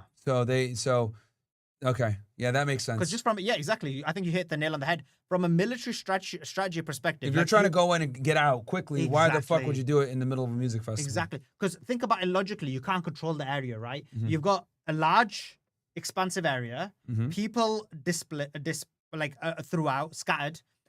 When you go after them, they're going to run, which is what happened. Mm-hmm. And then you're going to have to chase them. You're going to not be able to contain the area, which is really important. If you see in the kibbutz and the military places where they went, they were easily able to, control the area, make sure there's no exit points, no entry points, make sure that they've got the place contained. They're unable to do so when there's an open, expansive area. So logically speaking, if they were aware that the Nova Festival is there, they would never have went. Yeah. Shit. So here, let me read some of these chats real quick, and then we're gonna go into some more of the stuff we're discussing. All right, /GoyPro, thank you very much. Jerome says, hey, Mar, when you start the stream and we are in the debrief loading screen and sounds, can you play Night Train and get hype while we wait? WSS. I mean, that's why I play music for you guys as I'm getting closer. Ian says, appreciate that. R1, Myron, David Myron, your legend, bro. OSS Worldwide took over, you know it. Yay, solely listening to you on X. It's nice. Cover Zone. Hey, Myron, just listening today is my birthday. Can I get a shout out? Happy birthday to you, Cover Zone. Kane says, WG Solely. Okay. Bro, I'm not a G. Why are you attacking? He said, put his mic closer. I'll turn his volume up right now. Let's see here. The goats of the goats. Can't wait to hear the sauce y'all about to fire off. Wish Slay was on yesterday to caca that torta yesterday. Going to be a fire show, both y'all. King Clock says, this is the first time ranting. I've been watching since 2020. Your work ethic is incredible. Enough glaze. I'm a welder in California. Shout out to you, bro. Ask Sulaiman if he's seen any rubber dinghy rapids or RS3s since being in the U.S. So he's that's like there's like I don't know if you know this, but it's like it's a classic movie from the UK. There's guys from like Yorkshire, like Sheffield, which is not too far from where I live now. And you know how Asian accents are. So he's like rubber dinghy rapids, bro. Like it's a classic. It's a funny movie. It's about like these 4 Muslim guys. It's an insider joke from UK. From UK. 4 Muslim guys who try to take out a terrorist attack, but it's like a funny movie. Gotcha. Yeah. Chaz says, Sulaiman, I've been trying to get a hold of you. X suspended me on September 14th. They gave me no reason. I've appealed multiple times with no response. The day before being suspended, I had to prove I was human, and I've seen real ID verified since it came out. Mossad got me, W. Sulaiman. Bro, yeah, X sucks, bro. Yeah. Ange says, happy to see you visiting State, Sulaiman. Welcome. Yeah, I'm so happy to be here. I was concerned I might not be let in, so it's great. Yeah. Just a Black Guy says, is this the same guy who was in X chat with about a week ago talking about 9/11 ties? Sounds like him. I don't know what you're talking about. Yeah, I mean, we did talk about the 9/11, yeah. Okay. So possibly. Knox, epic track debut today. I need to go donate to Lucas. Okay. Bluffkin, I think Ian Carroll said he was in Miami in a recent podcast. I didn't know. He hit me up. The Democrats won in Norway, and in the last 2 months, we have had a social worker brutally murdered, 2 grandkids incidents in Oslo. Goddamn. All right, Social says, I can't wait to see the Nick steal Ryan's talking points again. Love you, sand niggas. I'm confused. Can't wait to see Nick steal Ryan's talking points again. I don't get know. it. What he means by that. Oh, /Graper, W. Sulaiman. All right, cool. Shit. Stonder says, hey, man, thought about nursing as a profession, want to move from Norway to the U.S. and wondering if nursing is something that can pay well. Yeah, you can make 6 figures here doing it. Go JQW Sulaiman. I remember being up 48 hours straight in X Spaces during the Boom Boom Tel Aviv days. Yep. Yeah, good times. Desert Joe. And they're definitely going to fight again. Yeah, Update from the on the ship podcast. A stable now recovering suspect has also been apprehended. What? What are you talking about, bro? I'll look into that. Okay. Honest Diecast says, big shout out to Sully for having the X Space out there. Best runs and best info space facts. Cool. Appreciate it. Why try? Says, 2 things. First, I just realized Drake is a J, and that explains everything. Yep. And the second is I came across a video on X where an Israeli soldier testified and says October 7th they were told to stand down from 5 a.m. to 9 a.m. Yeah, I think we discussed that a little bit. I mean, I posted it as well today. So I think, yeah. Let's see here. Robin Kobe, Martin, after years of interviewing thousands of 304s, is it worth it to keep torturing yourself on after hours? I don't know, bro. Do you like it? I mean, women are dumb. Like, a lot of the girls that come on the show are just dumb. It is. No, what but it like, is. do you still enjoy it? Like, sometimes I from watch time to you and time. you're like a bit. From time to time, you know what I mean? But also it's because like it's the last show of the day that I do too, so I'm like fed up with these bitches by the time I talk to them. So they get the brunt of it. yeah, because I'm like, towards the end, I'm like, oh my god. DHL Sulaiman, I like you, but please don't downplay the lack of integration from Muslims in Europe. No, but like, real question. Like, this is I talked about this in Elijah's show, right? Like, what is it you mean by integration? Like, what is it the integration what is it you want? So my grandparents, right, came to the UK in the 60s, and I explained this. And when they came in the 60s, they saw themselves as visitors, right? So they saw themselves as foreigners. And they thought, we're going to be here, we're going to help rebuild the country, we're going to make some money, and we're going to go back. And so whenever people would be like, oh, you're done packy, or break their windows, or whatever, they'd just be like, look, we're just going to deal with it. We'll fix our windows up and whatever maybe. So they didn't really integrate. They saw themselves as foreigners. But what's happened is when you get to 2nd generation, 3rd generation, now they've integrated, now they've become part of society. They see themselves as the same as a white British person. And so part of integration is that they feel like they're the same. So therefore, when that happens now, they'll respond in the same manner. So that is integration. So like, my question to you is like, and genuinely, I'm not trying to like debate. If you have something, like, let's hear it. I've just never heard anyone give some strong enough point. Like, what is it the integration you seek? So if you mean in terms of values, then again, when my grandfather came, he had conservative values. He came to a Christian country. He said, oh, guess what? We both believe in family values. We both believe in defined gender roles. We both disagree with LGBTQ. Like, these values are very similar to our Muslim values. But now, obviously, the UK has become a left-wing LGBTQ country. So if you mean that they don't integrate in that way, then yeah, that's true. Because when they came to the UK and the dream of the UK, and they had children there, and their children had children, which is myself, and I had children, it was the idea that it was a conservative country. So if you mean integration to liberal leftist ideologies, then you're right. But then I don't think Christianity integrates into that, and that's why it's died in the UK. So like, I genuinely want to know what you mean. Now, if you mean there's certain religious people, like Dawa guys, who are like a bit out there and a bit more extreme in certain positions, then okay, that's a conversation worth having. But even if you look at them, they just act very British. So when they're like, yeah, bro, we're going to take over, that's how Brits act. So it's just like, genuine question. What do you mean?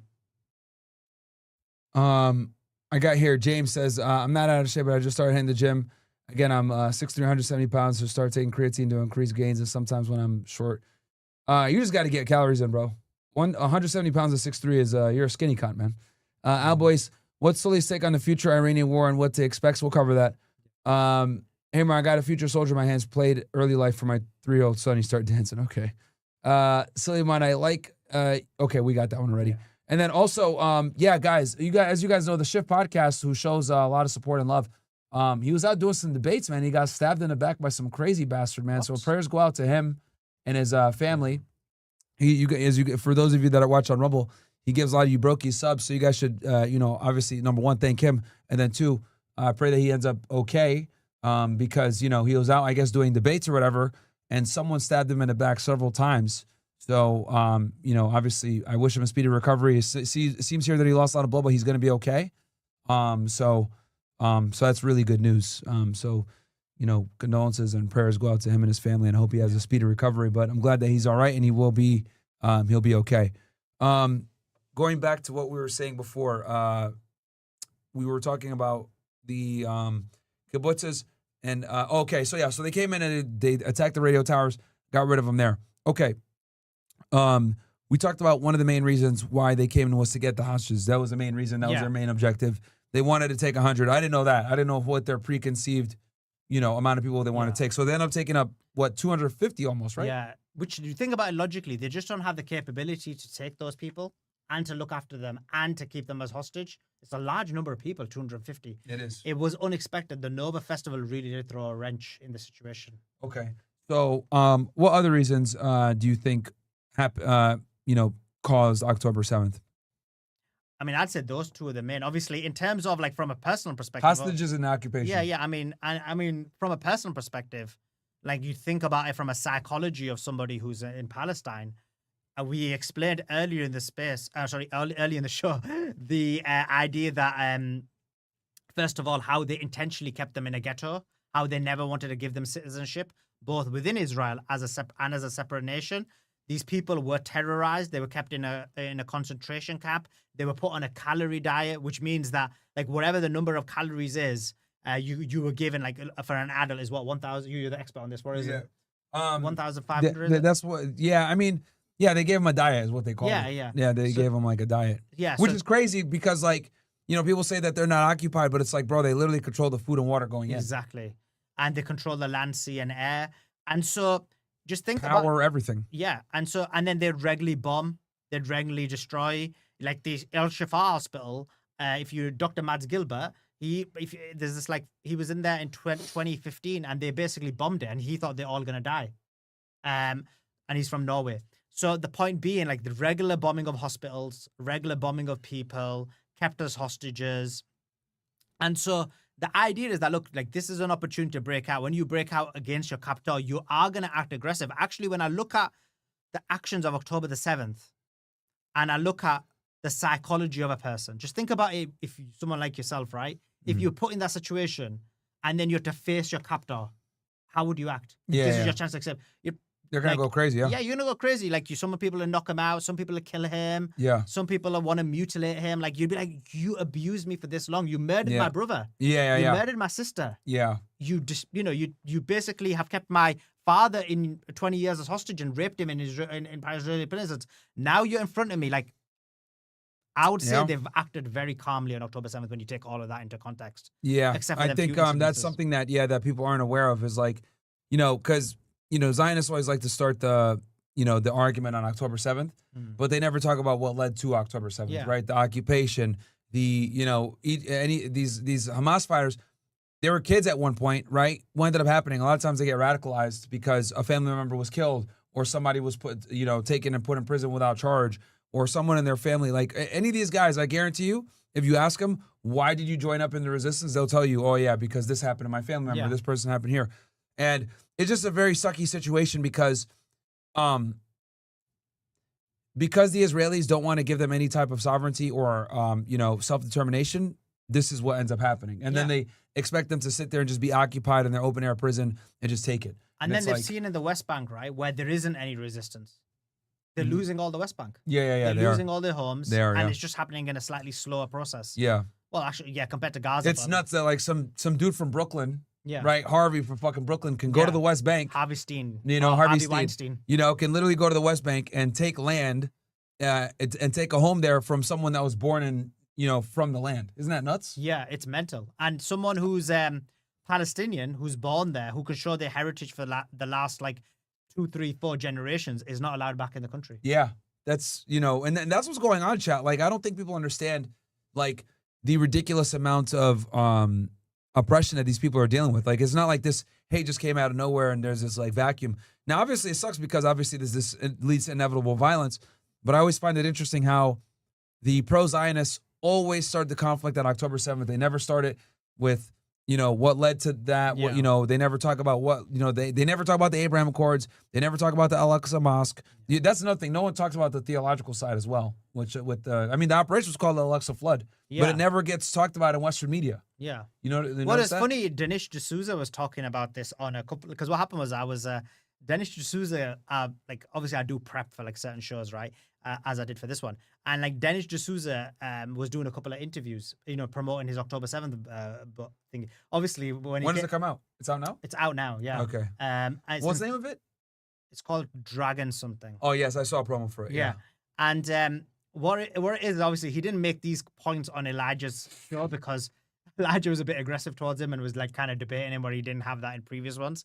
But like one of the arguments he made was this. He said, and I think it's interesting to debunk it because it's the same argument he keeps making. Because his aim of his movie is this. He wants to bring Christians back into this like Christian Judaism. Judeo-Christianity, yeah. Yes, yeah. And so he's like, look, what you find in the story is a very Christianitic ideology. And what I mean by this is this. He gives this example. He says, in the past, in the Bible, you have the Philistines. And right now you have the Palestinians. And the names are very similar. And the Philistines fought the Israelites. Well, in Arabic, it's called Palestini.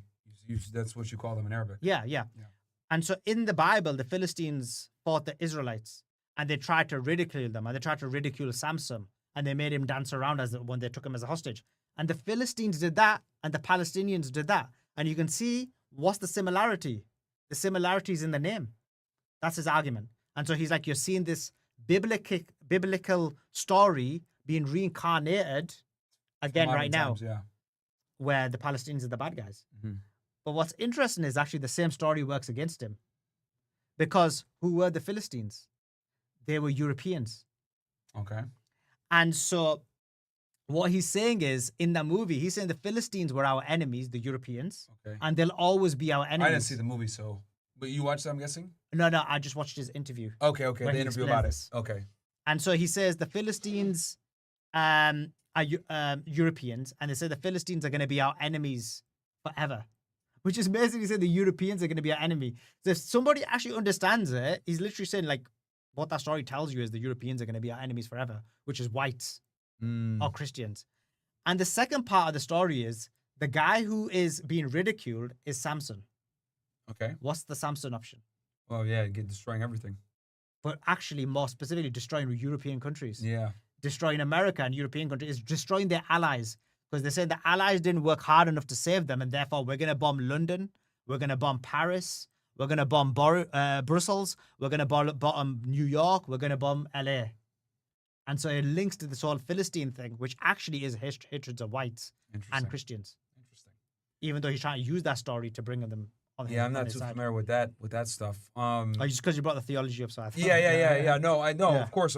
I was gonna say the other thing too also is with the red cows, the heifers as well, with them trying to, and they killed one of the cows July 1st. What's that guy? What's this? Adam King.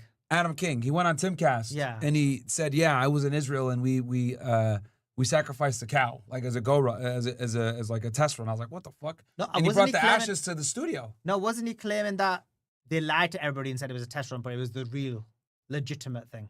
Oh, I don't know. I just know that he brought ashes of a cow to the studio. Yeah, because they say it's got like spiritual healing and spiritual. Some shit like that. Yeah. So I think their claim is that they've sacrificed the red heifer. Okay, so you think they killed one of the real ones? Because they have like no, that's their opinion. Yeah, like I don't believe in their Jewish. No. Of course, I know you don't believe in it, but I'm saying like you. I mean, as in you think that they actually killed one of the red cows, the red heifers. I believe that's what he was claiming. Yeah. Okay. Because he tried to make it like they didn't kill one of the red cows; they killed like another one. But who knows? They could be lying about that. But yeah, they definitely did a test run in July, and then you got these people in the government like Ben Gavir, who goes up to the Temple Mount all the time. Well, he goes up to the Al-Aqsa Mosque all the time to try to provoke, because Jews are not supposed to go there. Yeah. But what he'll do is he'll take his security, he'll go up there, and obviously agitate the Muslim community there. Yeah. He does it all the time. And it's just against Judaism, right? Because according to their religion, they're not meant to rebuild the third temple. Yeah. Right? According to their religion, what's meant to happen is the Messiah's meant to come back and then the third temple is meant to be rebuilt. And their belief is that if they do attempt to rebuild the third temple, And accelerate it. it'll get destroyed, and they'll be destroyed for like 1,000 years.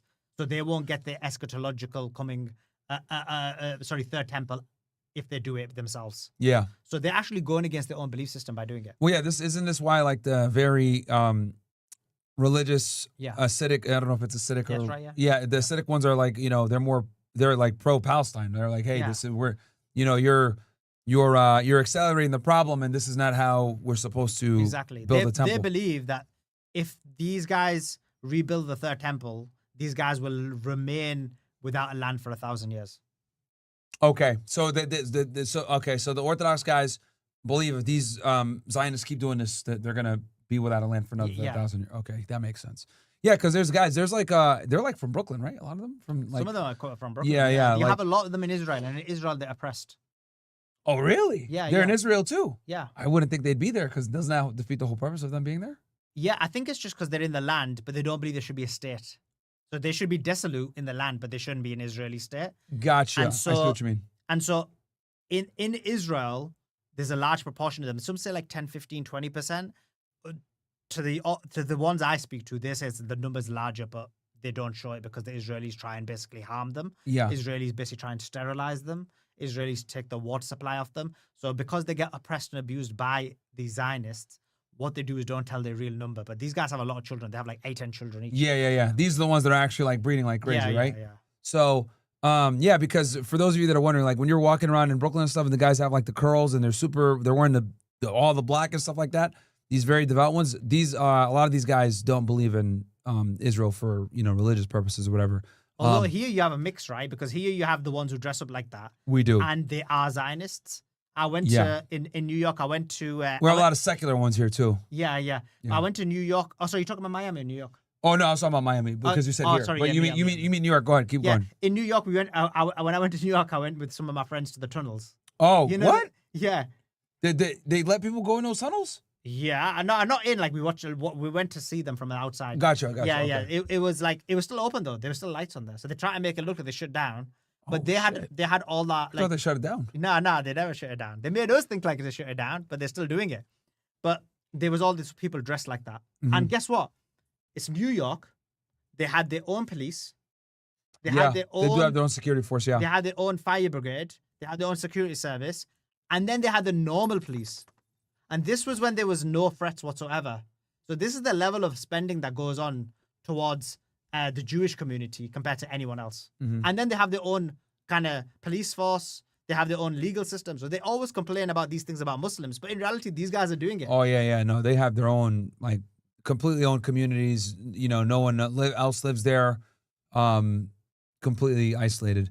Okay, so we went over the reasons. Basically, all right, Frank, go to your bed. So we had Frank, bed, go. Sorry guys, he's Frank is wants to get involved. Go. What else was I saying? Okay, so we went over Frank, bed, go. Sorry, chat. Whenever I have a guest, he gets excited. Yeah, he's very friendly. See, there he is again. Hey, bed, go to your bed.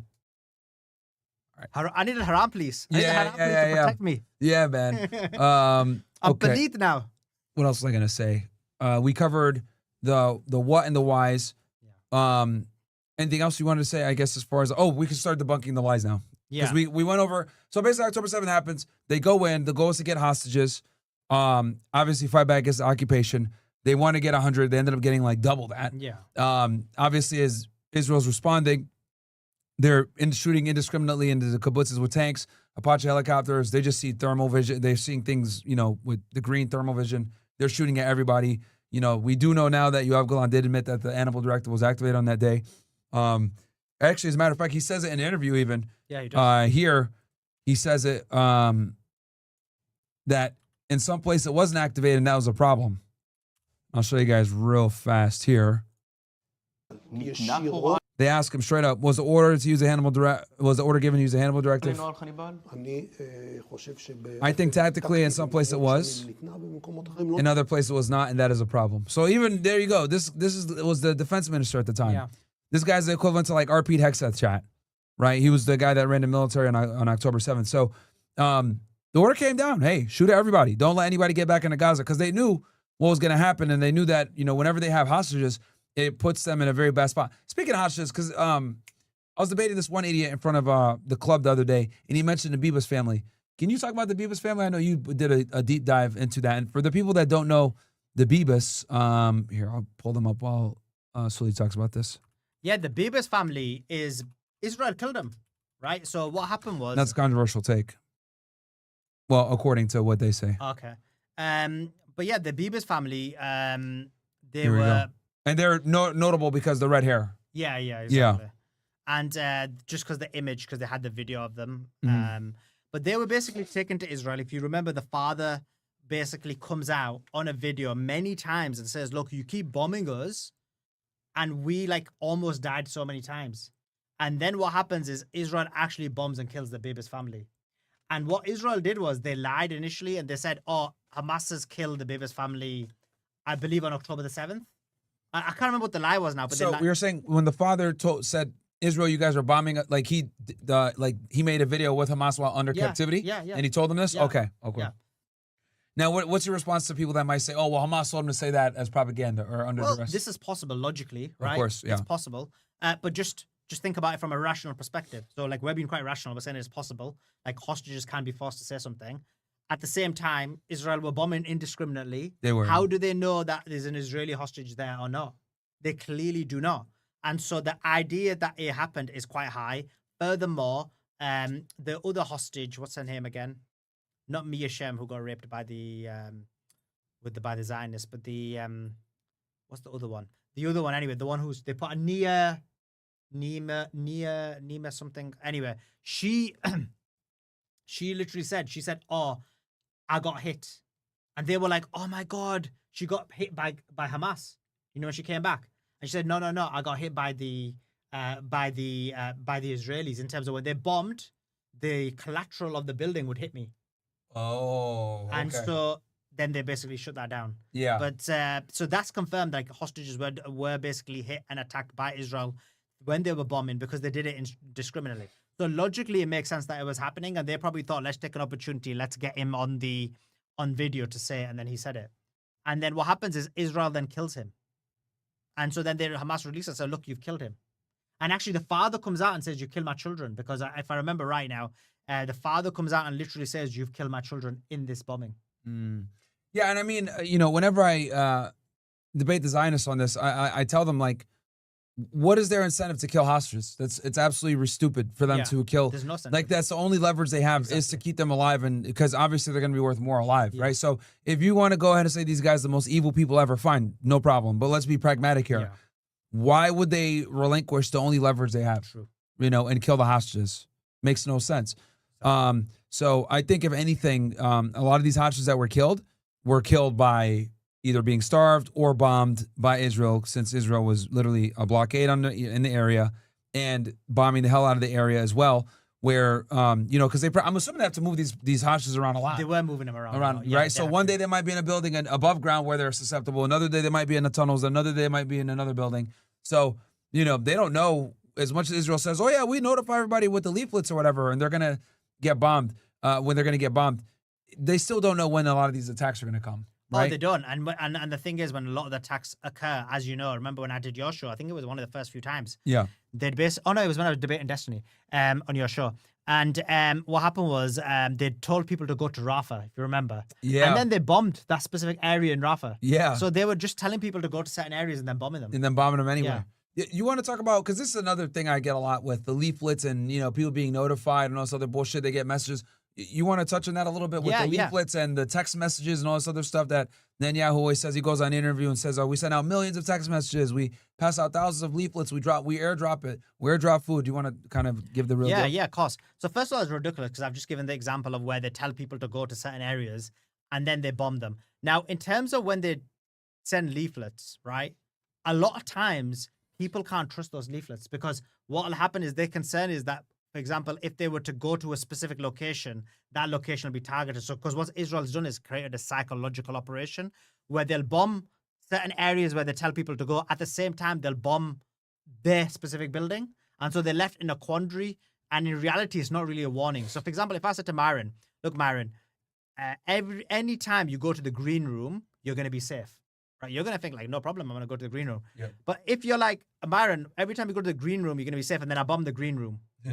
And you're like, damn, he's going to bomb the green room. But then you're in the red room and then you bomb the red room. Now you're like, flip, we just can't trust anything. Because they could bomb the red room, they could bomb the green room. It's like not being given a warning anyway. Yeah. So that's the reality of what happens. Like they can't trust the warnings because the warning could be like misinformation in terms of bombing them, which is actually what happens. That's a good point. So okay, that makes sense because they get the leaflets that says go here, but in the past when they've went those places, they've been bombed. So Exactly. like they might say, do I even need to move? Do I want to move? Like they might attack it. So it's like all If mind anything, games. it becomes a psychological. It's actually worse than being warned because it becomes a psychological operation in addition to actually being killed. Yeah, that's a good point that you mentioned. That they'll tell you to go somewhere, and there's been times where they bombed us. So that puts you in a weird spot because you're like, am I gonna go take the chance to go there and get blown up, Yeah. or am I gonna stay here because now that they've notified everyone, they might not blow up Exactly. here? So, well, okay, let's talk about the food, right? You know, they've talked about the you know, Hamas stealing all the food and all this other stuff. Yeah. Well, what's your thoughts on that? Yeah, that's just completely fake because, first of all, Because he's been doing the rounds in trigonometry. He said this. I think he said this against the Nelk boys. He said this to Tatum that, you know, Hamas steals 90% of the food. yeah, this is fake because if you look at the people who are part of the GHF, like Anthony Aguilar, like obviously I disagree with them in some points, but he literally says that, look, Hamas, we don't even see them. They don't have access to the food. And so this whole idea that Hamas is stealing the food is just completely fake. In reality, the Israelis are just not allowing the food in. So when they show them videos of them trucks, that's outside the border. That makes it worse. There's actually food ready to go in. Yeah. But they're not allowing the food in. Spoiling. Now, in Palestine itself or in Gaza itself, there is certain situations where obviously, you know how it is, survival of the fittest. Yep. The stronger people are getting the food before like the weaker people. And it's also important to note that there's another militia group in the area that doesn't like Hamas. That's actually these gangs with the guns. yeah, Al-Shabaab, yeah. as an example. Are they called Al-Shabaab? There's believe so. There's another group of guys in Palestine. They fight with Hamas in Gaza. They're It's another the- militia it's the, group. It's the Israeli funded group, right? Yes, Yeah. precisely. Yes, Yeah. yeah. So here's something else, guys. There's a group of militia fighters similar to Hamas that are backed by the Israelis that are actually stealing a lot of the food, and people think it's Hamas, but it's really not. I forget what their name is. Yeah, I thought it was Al-Shabaab, but maybe I remember. that's that those are Ethiopian guys, I think, or the Somalian guys. Okay. That's the maybe I'm terrorist wrong, group but out of yeah. Somalia. But they basically are funded by Israel, and they do actually steal the food. Yes, That's the irony of it. they're armed gangs, basically. And now there are certain people who, if you're stronger, you're gonna get the food before the weaker people as Of well. course, if yeah. it's like it's just the way it is in a survival of the fittest situation. Yeah, of course, and guys, don't think like we're denying that like people are fighting over food and stuff like that. It's absolutely happening, but I think it's important to understand that this is being manufactured by the scarcity, and who controls the scarcity? They do. Yeah, Like, exactly. you know, if this was true that these guys were stealing the food and jacking it up and selling it at a high price, then put more food in. Then they wouldn't be able to do this. Well, let's be clear on this. If Yeah. Hamas was stealing the food, the people were turning them. Yeah, Because that then too. what benefit is Hamas? If Hamas is like fighting the resistance, They and get the blown army- up. Exactly. They'd get killed immediately. Exactly. But, Yeah. but just think about it logically as well. Hamas is fighting Israel. People are dying in Gaza. There will be some people, because this is the tactic that Israel's used, right? Which is this tactic of killing civilians significantly and then hoping that that causes the civilians to turn on the government. Yes, yeah. And so, from the people in Gaza's perspective, when civilians are being killed, some of them would be thinking like, okay, things might be better without Hamas, right? Yeah, for sure. Even though More that's, likely to cooperate with the Israeli government and stuff. And so there would be this kind of incentive to turn on Hamas, and yet they haven't done that, right? So this claim that they don't support Hamas kind of is weak because they would have turned on Hamas already. But if Hamas was stealing the food as well, then they would definitely turn on Hamas. Yeah. So it makes no sense whatsoever that Hamas would be stealing the And it food. would open them up to like a lot of susceptibility, like them getting killed and attacked and everything else like that. They're hiding a lot of these guys in the tunnels. So it's like, you know what, you're gonna go above ground and just steal a whole bunch of food. Like, I don't know. It just doesn't make sense, you know. But again, Netanyahu's got to sell a certain story, right? You know, all he does is lie during his interviews at this point. But a lot of the people that he interviews, like, they're not gonna really say, hey, well, is that really true? because, you know, a bunch of the human rights organizations too have come out and said, you know, that's false, that they're stealing all this food that they claim, like 90% of the food Yeah, being like stolen. nearly every unbiased person, even when they've been in Gaza or outside, have literally said the same thing. Yeah. And we know that there's just a blockade in general. They're not letting the food in. I mean, it's funny because like they brought in all these American influencers, Yeah. right, from like PragerU and stuff, Yeah, and I they're know. here saying like, look at all this food that's here, and it's like, yeah, that's the fucking point, dude. Like it's not in Gaza. Exactly. It's outside, retard. Exactly. Like, you know, Like, just that because it's Cardi there, B and a few others were saying that it's ridiculous. it's And the other point, which is important to debunk, is this claim that Hamas are operating in tunnels underneath hospitals and schools. oh yeah, you want to That's talk about that real completely quick? fake, Yeah. right? Because Well, like Al Shifa Hospital and stuff, because Yeah. they've been using that to justify. What, is every hospital destroyed except for one now? Yeah. Only one hospital's left in Gaza. yeah, That's crazy. But go ahead. and Yeah. Al Nasser Hospital. Now, okay. Like some of my friends went there and then they've just come back and they're just like shook. They're like, Oh yeah, doctors, right? He went there and volunteered as doctors. doctors, yeah, and they were like, basically, it's shocking. Like the amount of like pain and suffering there is unbelievable. Like the things we've seen, we can never recover from it. Many of them have PTSD, and one of them just cries because like they were just assassinating kids, like literally just getting a gun and just like you could just see like a bullet to the head isn't going to be anything else except an assassination. They're like, it's shocking. Like sometimes like there's so less food there that they don't have to give anesthesia. You know, like normally where you say, look, once you're going to go under anesthesia, don't eat for 6 to 12 hours. They don't need to tell them that because they've got no food. It's just so bad. But that's the last hospital. And so, yeah, they bombed all the hospitals. And There were claimed- 30 right before? I believe there was 30, yeah, above 30. And so what happened was they claimed that the Hamas are under hospitals, but we've seen that all of that's been debunked. Do you remember the calendar? Yeah, tell them about that one. Yeah, there was like there was the one where they said, look, this is a rota of a Hamas fighters. And then when they showed it, it was literally a calendar in Arabic of the names of like the days of the week: Monday, Tuesday, Wednesday, Thursday, Friday, Saturday. And then that was one. The second thing was they'd taken guns into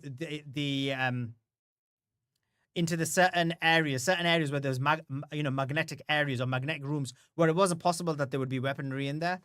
And it was Is clearly this it right here? Is this one? This one was it? yeah, right? that's it. Yeah, that's this. There is a list in Arabic that says, we declare some war. We are in She's operations taking the mic. Monday, Tuesday, Wednesday, Hamas Day. That's it. All right, yeah, this spokesman right here. They're making fun of him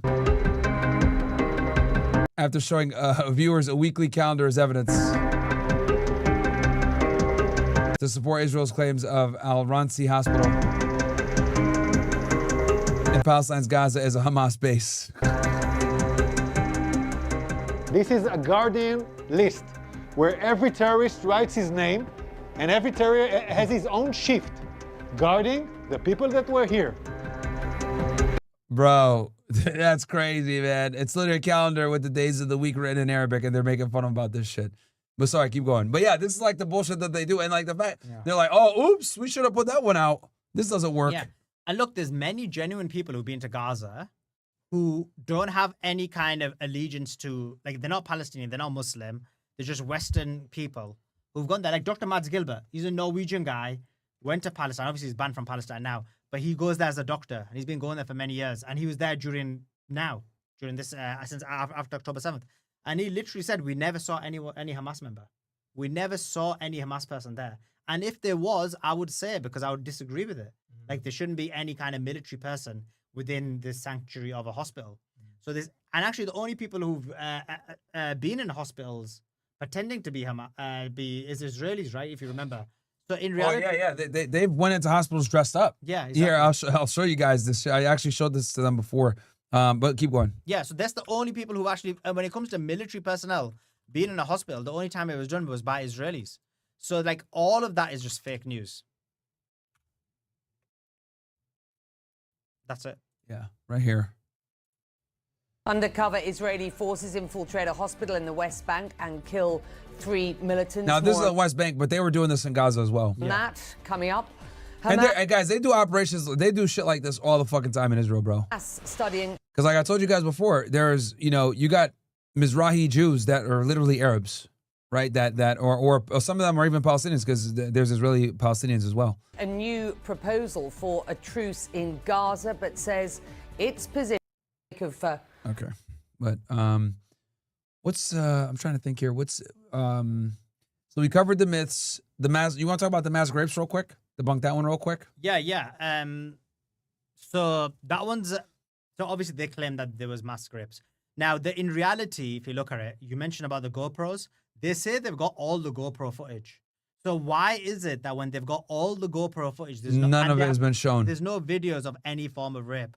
They showed like a video of some woman who wasn't dressed that well, but they're at the Nova Festival, right? That doesn't prove rape. Furthermore, they showed a fake one of this Kosovan woman, which was from the Kosovan War, which ended up being debunked. We debunked that at that time. Oh, okay. And what it is when they get to a picture from another conflict. Yeah, exactly. And so when it comes to the mass rape, there's zero evidence for it. Now, there was an investigation, right, by the UN. Pramila Patten. She went to Israel, from the UN, and she went to, that's Mia Shem, right? Yeah. So this was one of the first people that was released in the hostage negotiations, guys.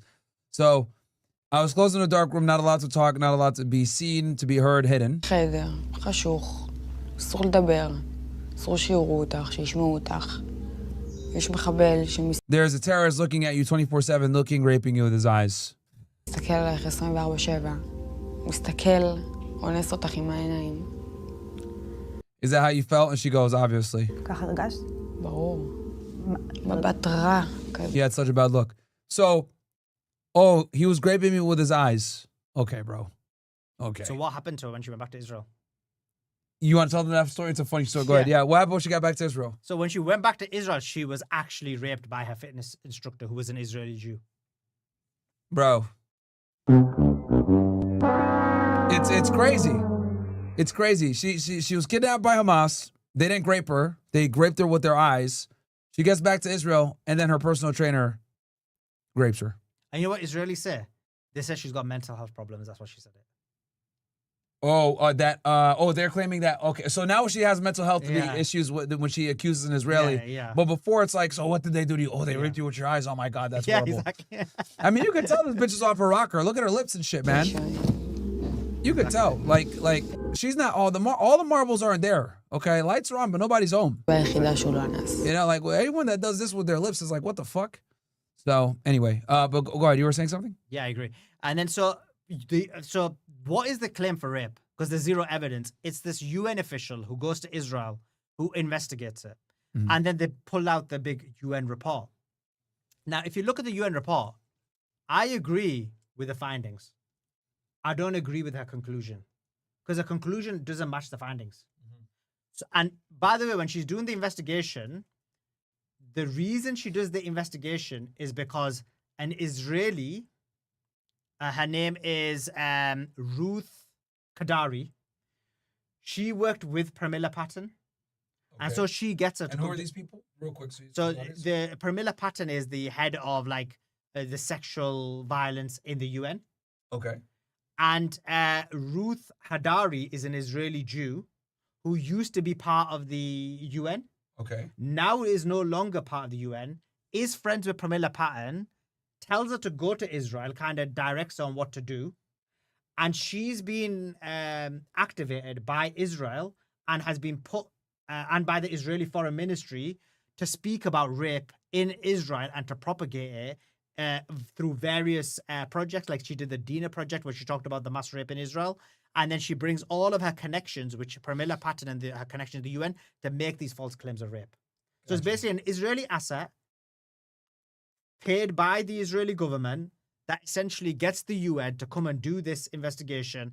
And basically, I thought they didn't let them in to do their investigations, or they didn't Israel wasn't transparent with allowing the UN to come in and do their own.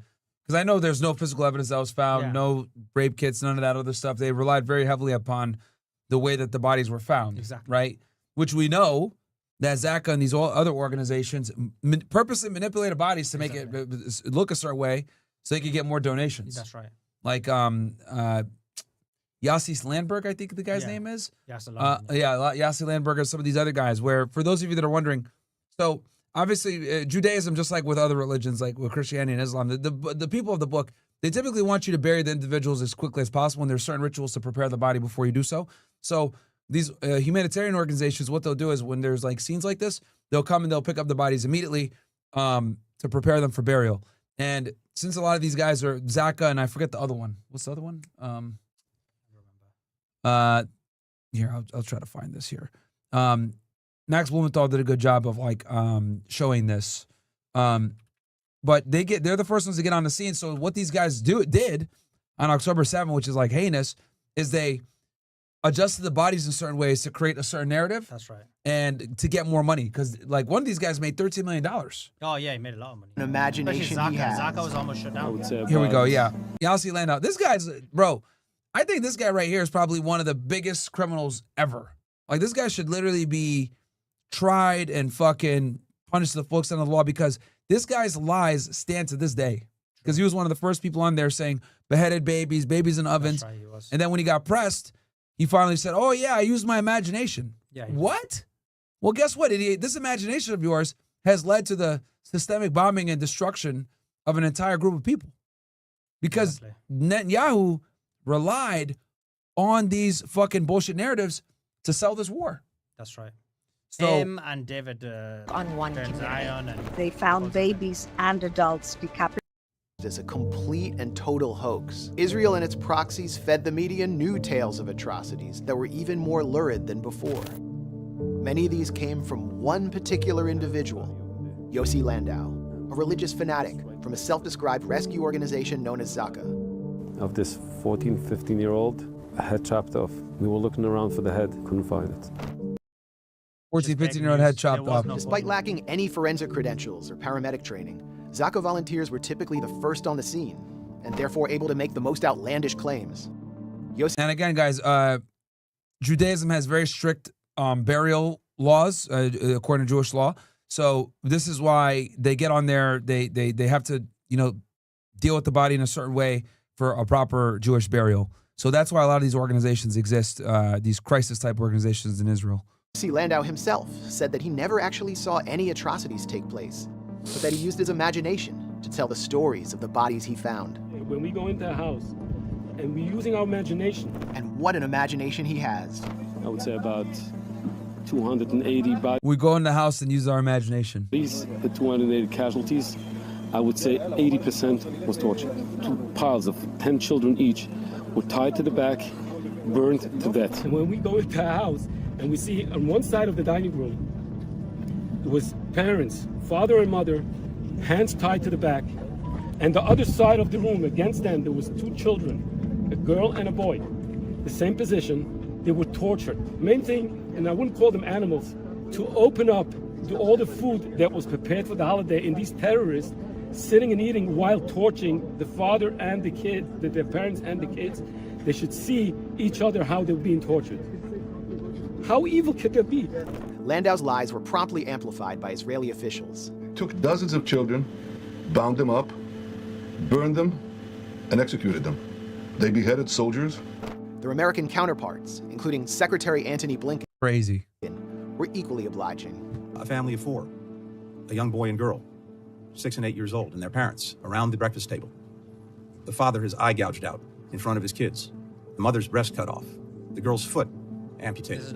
The boy's fingers cut off before they were executed. And then their executioners sat down and had a meal. There was just one problem for Landau and those who amplified his questionable claims. No bodies found in Kibbutz Be'eri matched the descriptions he made. The story of the beheaded babies was also implausible according to official Israeli government data, which confirmed that only one baby... So Kibbutz Be'eri, only one baby was killed, and no children were killed. Yeah. The only children were children was allegedly 2. It was a family. The family's name was, is it Rossi or something? I need to really look it up. But basically, the sister was an IDF agent, and then the parents were obviously ex-IDF. But the children obviously weren't, because they were either 16 and 18 or 16 and 14. Okay. So that's the only person under the age of 16 that was killed. Gotcha. Oh, sorry, I think that's either Kibbutz Be'eri or Kibbutz Kafar, one of them 2. Okay. Yeah. 11-month-old Mila Cohen was killed on October 7th. There you go. Just one, and she was tragically shot by accident through a door, not decapitated. Landau also claimed to... So one baby actually died, which is tragic, of course, but no one knows who killed her. She was shot through a door. Well, photos shot of a through a door, there's a high possibility that was, because remember it's Kibbutz Berry, and that's where they were doing the short artillery fire. So Oh, it's highly likely that it was Israel. that it was, yeah. Yeah, it was Kibbutz Berry was like one of the places where the fighting was the most intense. Yeah. Between IDF and yeah, Hamas. Yeah, and a lot of people died. Okay. Gotcha. fetus that Hamas had cut from a pregnant woman's body. Well, not only that there was fighting between them a lot, but Yeah. there was a lot of Israeli artillery that was used in Kibbutz Berry compared to anywhere else. Gotcha. They were The shooting tanks from were shooting. Yeah, the tanks were shooting in there predominantly. Yeah. Yeah, even the tank operators, which just so you guys know, the people that operate the tanks are the lowest of the low in the IDF. Okay, the tank operators are considered retards. Okay, and I remember I watched like an interview or something like that, and one of the tank operators was like this fat Israeli woman, and she was like, "Yeah, they just told us to shoot into the kibbutzes. They said, fuck it, just shoot in there, get everybody, kill everything. Like no one can take these hostages back." Because you guys can see, it creates a political nightmare for the Israeli government. Yeah. Right? Because now they got to pretend to care about the hostages. Exactly. Right? So, which actually we'll talk about what do you think about the deal going on right now? Because I think there's been some updates with the deal. Down, you turn it around. She was pregnant woman. Bro. The stomach is butchered up, and a knife is still stacked in that baby, the unborn baby. Yet the images never materialized, even after the media requested them. One fact Landau did prove, however, was that the business of And the lie is always going to be more entertaining than the truth. fabricating Because when he started saying this shit, people were running with it. Like, oh, we need to destroy Gaza. Even now they say it. Trump says it all the time. Yeah, they still say this stupid shit. atrocity porn is extremely lucrative. Before October 7th, his Zaka organization was nearly broke, but in the aftermath of the propaganda bonanza they fueled, they raked in over $13 million in donations in just a short amount of time. The Israeli paper Haaretz reported that Zaka volunteers were so desperate to cash in on October 7th that they actually rearranged corpses discovered in the kibbutzim. Literally. Bam. So there you go. They're moving dead bodies around to paint a narrative to make more money. Nuts. And this comes from Israeli media, chat. Playing with dead bodies in order to exaggerate the sense of horror before sending the images to potential donors. One of Zaka's competitor organizations, United Hatzalah, Oh yeah, this guy was like, bro, these guys can't, no man, we got to compete. We got to make our money too. eager to cash in as well. It sent its director, Eli Beer, to a Republican Jewish... There we go. That's the other guy. Eli Beer and Yossi Landau. Don't forget those names, guys. These two guys are two of the main atrocity propaganda creators for the October 7th narrative. Coalition fundraiser. There, Beer rattled off a slew of lies that Yossi Landau would have been proud to have concocted. I saw in my own eyes a woman who was pregnant, 4 months pregnant. They came into her house in front of her kids, opened up her stomach, took out the baby and stabbed the little tiny baby in front of her and then shot her in front of her family. And then they killed the rest of the kids. I saw little kids who were beheaded. We didn't know which head belongs to which kid. We saw a little baby in an oven. They put him in, these bastards put these babies in an oven and put on the oven. We found the kid a few hours later. These guys should go to fucking jail for these lies, bro. These guys should go to fucking jail, bro. This is absolutely nuts. Absolutely nuts, guys. Because remember, these statements, guys, were being made in the days after 10/7. So emotions were high, people were pissed off, and they used this atrocity porn to justify the relentless fucking bombing campaign / genocide that we're seeing now. This was all used to substantiate their merciless campaign on the Gaza Strip, bro. Story of a baby baked in an oven, clearly contrived to evoke the horrors of the Holocaust, was immediately catapulted into the mainstream pro-Israel press. They baked their baby in the oven and kept Boom, American media picked it up. Look at Fox News. the woman alive so that she could hear the screams of her child melting. Little children that were put in the oven. Attacks that saw a baby put in an oven and baked alive. And even though this lie was also quickly debunked, it contributed to the narrative that Israel was confronting quote-unquote human animals, as its defense minister Yoav Gallant That's how I refer to them. put it. Again, this is the same guy I showed you guys the interview of when he said that Hannibal Directive was activated. And he goes right there, we're fighting human animals. And it therefore had the right to do anything. And then in that speech, where this rant that he gave, he said, no water, no power, no food, no nothing. Gaza Strip is closed off. These guys are human animals. That's who we're fighting. Absolutely. Is pretty much what he said in sum and substance. Anything to prevent another October 7th. There you go. Complete siege. אין חשמל, אין מזון, אין מים, אין דלק. Look, there's no denying that atrocities took place. And that proves right there that they're occupied. The fact that Israel can cut off all their shit like that literally proves that they're occupied and they have no sovereignty. Right? People say, oh, well, why are they fighting Israel so much? Bro, they have no freedom. The fact that they can control all the food and water and everything else coming in and they can starve them like they are doing now, and they've been doing it for like 2 years, that should tell you guys, you know, what it really is. Place when Hamas attacked Israel on October 7th. But Israel wasn't content to capitalize on the atrocities that had been clearly documented on camera. They just weren't sufficient to give Tel Aviv the political latitude it needed to mount a full-scale ethnic cleansing. Yeah, they could have used the footage they had with the GoPros, but he's right. It was not shocking enough to see IDF soldiers get killed. They needed to, you know, put it in a certain way where it's like, oh no, these guys are killing kids and women, raping them and all this other stuff. Campaign. Netanyahu himself outlined the cynical logic directly. Oh, look, here he is meeting with Zaka. Here he is meeting with Zaka.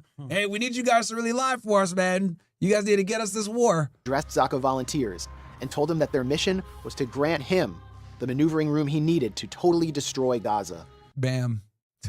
You have an important role in influencing public opinion. The war is not only to take care of the 1,400 people, but also to give us maneuvering room. We know what that means. So the image of Hamas is a band of psychotic, ISIS-like, irrational Muslim fanatics, rather than a resistance group representing a popular constituency, rebelling against being eternally confined to a de facto internment camp, had to be reinforced over and over again. They are savages. Hamas is ISIS. An act of sheer evil. The utter depravity and the barbaric nature with which these terrorists murdered. And then these guys, this Hezbollah got pushed to the United States, bro. Crazy. Yeah. Murdered and butchered innocent Israeli civilians. Among Israel's key talking points, dutifully repeated by its stooges in the US media, was that the death toll on October 7th represented, quote, the largest killing of Jews since the Holocaust. In the wake of the deadliest day for Jews since the Holocaust. The largest loss of Jewish life in a day since the Holocaust. It was the deadliest day for the Jewish people since the Holocaust. I would argue it's the deadliest day for Jews since See the how Holocaust. they all repeat the same? Yeah, they all repeat the same thing, dude. It's absolutely And to be nuts. honest, like, if this is like the most deadly day for Jews since the Holocaust, it means they've had it easy, because like you can give a huge number of examples of not just Palestinians. Sorry, guys. Go ahead. Not just Palestinians, but various other people being killed in large numbers in one day. So it's just like, just demonstrates that. Another person who I think is highly problematic in all this is David Ben Zion as well. He was the guy who made the lie up about the 40 beheaded babies. Let me pull him up real quick. David Ben Zion? Yeah. Let me see. He basically made the lie about the 40 beheaded babies. And if you look at his history, he was a settler. He talked about how he wanted to destroy Palestinians, how he wanted to murder them. I believe, if I remember right, he did put Palestinians. You want me to search him on YouTube instead? Because I don't know any of the... David Ben Zion, yeah. Yeah, let me... I don't know if he's on YouTube. Quick videos. He's the one who... yeah, he's the guy. Oh, yeah. I seen this guy. Yeah. We're stronger than them. They are aggressive. They are very bad. They cut head of children, cut head of women. Yeah, this guy was one of the... Yes, dude. Yeah, you're right. Yeah, let me see if I can get YouTube so I can get it better, because Instagram is fucking garbage. David Ben Zion. There we go. Bam. We walk door after door. We kill a lot of the terrorists. We are stronger than them. They are aggressive. They are very bad. They cut head of children, cut head of women. But we are stronger than them. Bro, complete fucking That's the bullshit. name, Noah Argamani. Yeah, that's that got kidnapped from the festival. You know what's funny? They gave her when they gave her back, she seemed fine. She wasn't skinny and gaunt and all fucked up. But like when the Palestinians, they get them back, they're all cooked. Exactly. This line was obvious. Hamas had set out to kill Israelis simply because they were Jews, not because they were military occupiers. But was Hamas solely responsible for the death toll? According to the official Israeli line, Hamas slaughtered 1,400 completely innocent people on October 7th. But it's since been confirmed that at least 380 of the dead were actually uniformed Israeli soldiers engaged in maintaining the siege of Gaza. After several weeks, the official death toll was reduced to 1,200, of which 695 were Israeli civilians. after coroners determined that at least 200 Palestinians, including fighters and average citizens who entered Israeli territory, were contained in the original count. In fact, photos of Palestinians... Yeah, this is the what you're talking about here, where they were charged so bad. ...killed by Israeli missiles inside Israel's southern Gaza envelope were distributed as evidence of the savagery of Hamas against Jewish Israeli civilians. But these photos raise another inconvenient question. How did Israeli helicopter and drone pilots differentiate between Palestinians and Israelis in the chaos around the kibbutzim? I was one of the first Western journalists. You want to say something? Go ahead. No, I agree. That's the point that we made earlier, right? That how could they differentiate between not just an Israeli soldier and an Israeli civilian, but even a Palestinian? Yeah, we're using night vision. They're literally using like thermal vision here. Like you can't see anything. All you see is heat signatures. Question whether and figures running around. Israeli military itself had in fact killed many Israeli citizens on October 7th, relying on interviews in Israeli media with helicopter pilots who said they had no... Okay, I'll read some of these chats. W. Sulaiman for mayor of Islamabad and London, inshallah. Okay. ICU Christ, subscribe. Welcome to join the OSS. O/Graper, UBA says, no, it was a real cow done by a priest. It was no test run, pull up Adam King video. How he said they deceived the world. You know what? Let me go ahead. Let's look this up. Yeah, I think he's right. Adam King, Timcast, cow.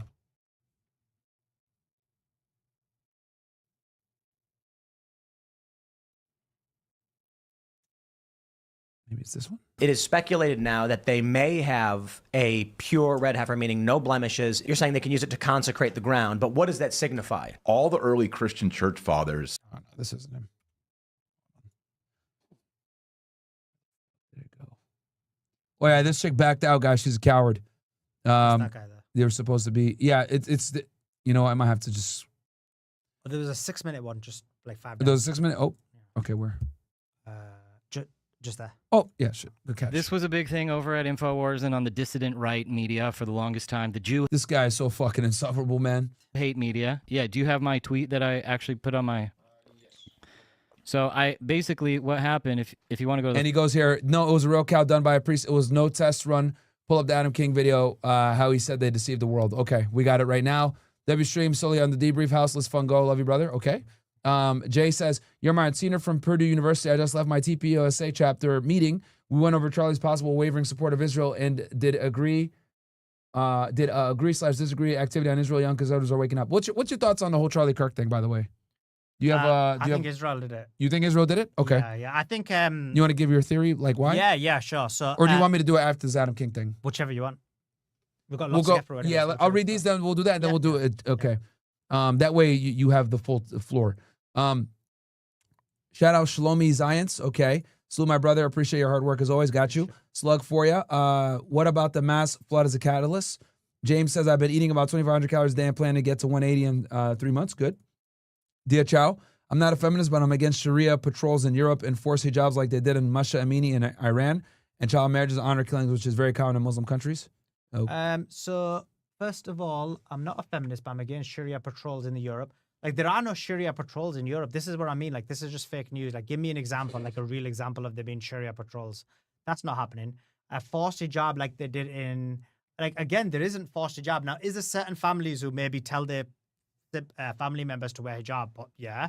But how is there forced hijab again? Like, that is something that's internal within the family. And if you look at it, actually, generally speaking, in the UK, the Muslim community has become very much westernized.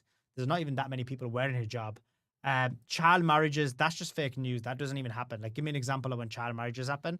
And obviously, you guys know my position on the Aisha thing. I don't believe she was an child. Honor killings, again, that doesn't happen much. Of course, that's more cultural rather than religious. So that's a cultural issue for certain cultures, but not religion, because in religion, honor killing is not permissible. They're not permissible anymore, or at all. Like, in Islam, you're not allowed to do honor killings. So when they do these honor killings, it's a cultural issue. So it might be within like the Pakistani community, it might be within the certain Arab communities. But in Islam, it's not. Honor killings is not permissible. Gotcha. So is it not like it's not in the Quran at all? It's not in any Islamic. It's not even the hadiths or anything. Nothing. There you go. Well, that's important that we have someone that's remember, we have a legal in Islam. We have a very important concept which is found in Western society. Right? So if you look at the American Constitution, what's it based on? It's based on the Magna Carta. The Magna Carta is based on Christianity, so it's Christian values and Christian law. And it's very similar to Islamic law. So Islamic law has a legal system. We don't believe in vigilantism. We don't believe in people taking the law into their own hands. Everything goes through the legal system. For example, homosexuality. Homosexuality is not allowed, but then throwing people off the roof is not. Exactly. Yeah, That's just like extreme element within Islam. Yeah. But within the normal Islamic law. So it's not official. This is just what groups of people. Yeah, because the whole throwing them off the roof, I was like, what the fuck? I've never heard of this before. Yeah. Like that's okay. It's not in Sharia law. It's not in the 4 schools of Sharia. And so what the Quran says is homosexuality is not allowed. Yeah. Compare that to the Bible and Torah. They actually say murder the homosexual.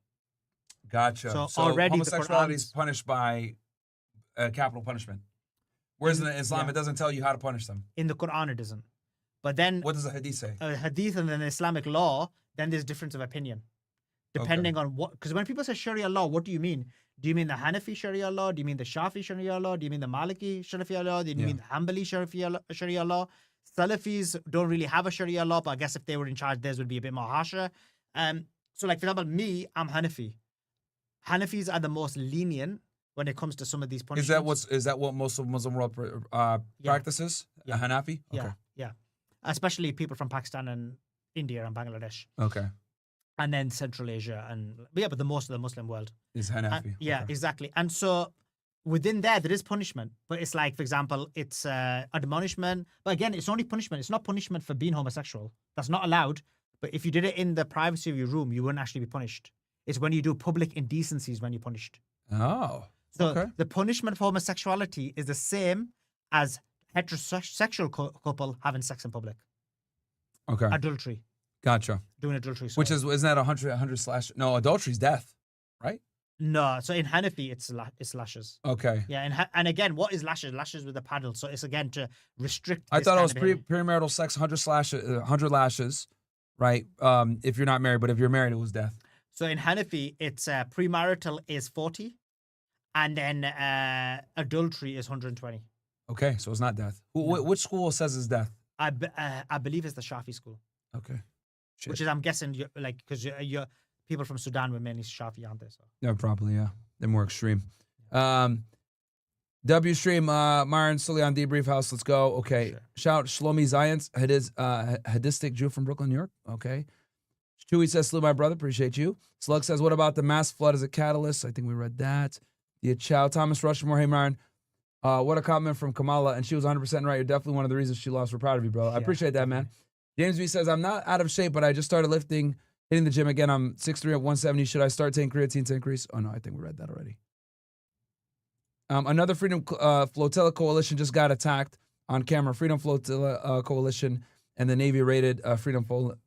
Yeah, I mean, bro, they're going to make sure that they don't get to Gaza, bro. Meta says, please cut the JTube stream. They're a bunch of ungrateful, retarded maggots. Okay. I haven't even looked at the YouTube chat. Are they talking shit? What else is new? All right, we'll watch this Adam King thing here with the cows, and then we'll get into Sully's thoughts on Charlie Kirk. The first slide first before we play the video. About a month ago on July 1st, there was an announcement that they were going to do a practice run of the red heifer.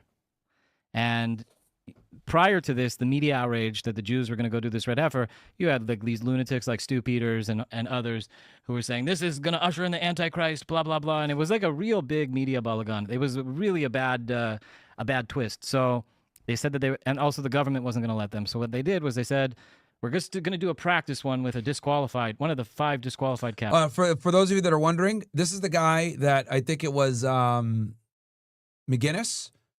I think they were doing the debate. I think Nick Fuentes was debating this guy, and that he asked him, if you had to get rid of one religion, who would it be? He didn't even think. He said Catholics immediately. Yeah, he didn't say Muslims. Everyone thought he was going to say Muslims. But if you ask him now, he doesn't say it anymore. He's like, no, that's not what I meant, because he's realized that doesn't help with the narrative. Yeah, it doesn't help at all. But really, Jews and Catholics, or Jews and Christians, have had beef for 2,000 years. Yeah. This beef with Muslims now is new. Like this is like a modern, I guess conflict. It's a modern conflict. It's modern iteration based on 1940. Yes. It's like basically 20th century shit, right? But with their beef with the Catholics and the Christians, oh man, that goes thousands of years. Yeah, throughout history. Yeah. You know, they've been most of the countries they've been exiled from, guys, were Christian countries, right? There's when they no got, doubt about that. you know, like when they, actually, as a matter of fact, even Rabbi Shmuley, right, admits it to this day that the Ottoman Empire saved them by taking them in 1492 when they got kicked out of Spain. This is true. So basically, so you can blame, there would be no Jews without Muslims. Yes. They literally saved them many times throughout history. Yeah. So Maimonides, who's one of their foremost scholars, literally hates Christians because of them basically trying to, like, you know, excommunicate them and basically kill them off. Yeah, this whole Muslim Jewish beef is new because of the conflict in the Middle East. That's but why it's so dumb. Prior right? to that, it was always with Christians. Yeah, and that's why it's so dumb when they always like, oh, these guys be of beef for 1,000 years and they'll continue to beef, which is not true. The beef was always between Jews and Christians. Always. Yeah, and I think someone was saying it. The reason why, you know, especially like the devout Jews like this guy, they're still pissed off about when they took the stuff out of the temple. Like they got menorahs of theirs and old textbooks and shit like that. So they never let that go, right? So, yeah, but he didn't even hesitate, dude. It was like, no, it would be the Catholic Church, 100%. I'd get rid of them.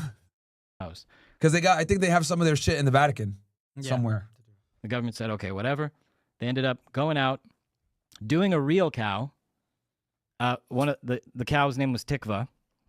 They made the offering, and I actually... They fucking named the cow?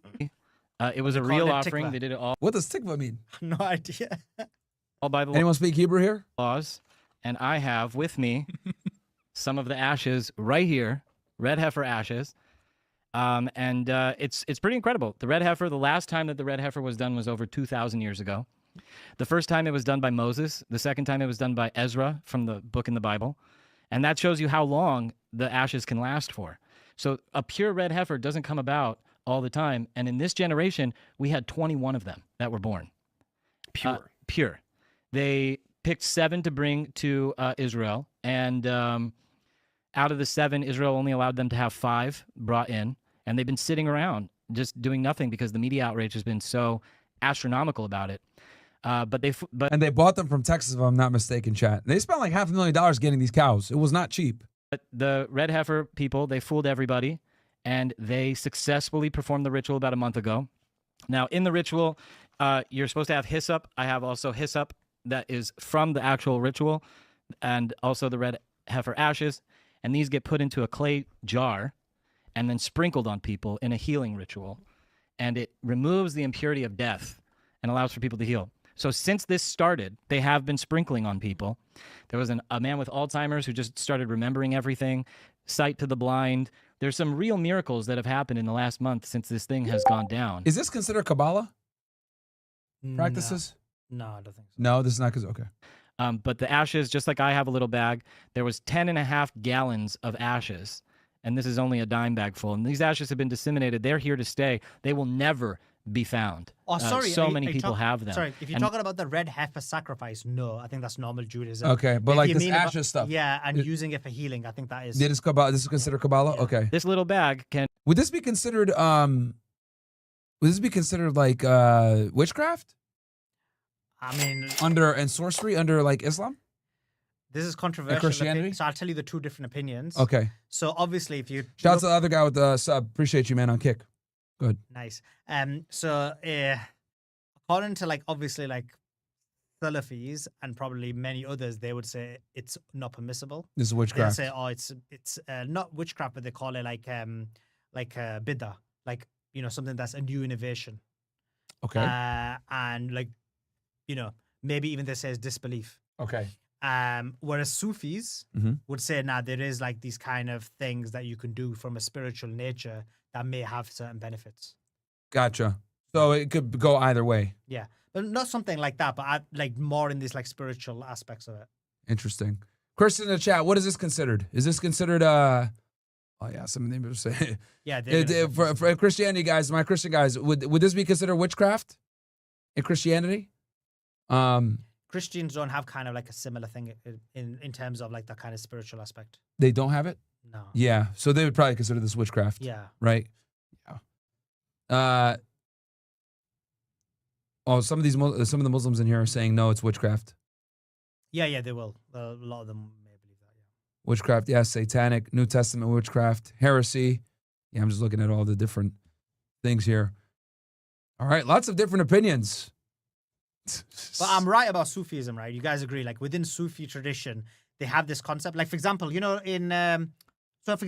actually, all Muslims believe this, right? You know, when a child is born, you sacrifice an animal, and then you give that animal to people as a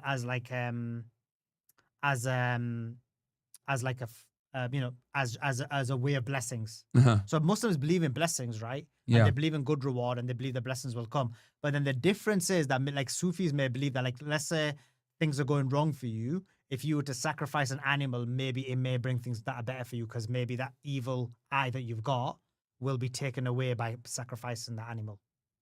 Damn. Okay. Power about 10,000 doses. Bro has a fucking cow bag of cocaine. Power about that makes it sound like a really potent cocaine. Packs a punch. Yeah. This is the stuff right here, Test man. it for fentanyl. This is the.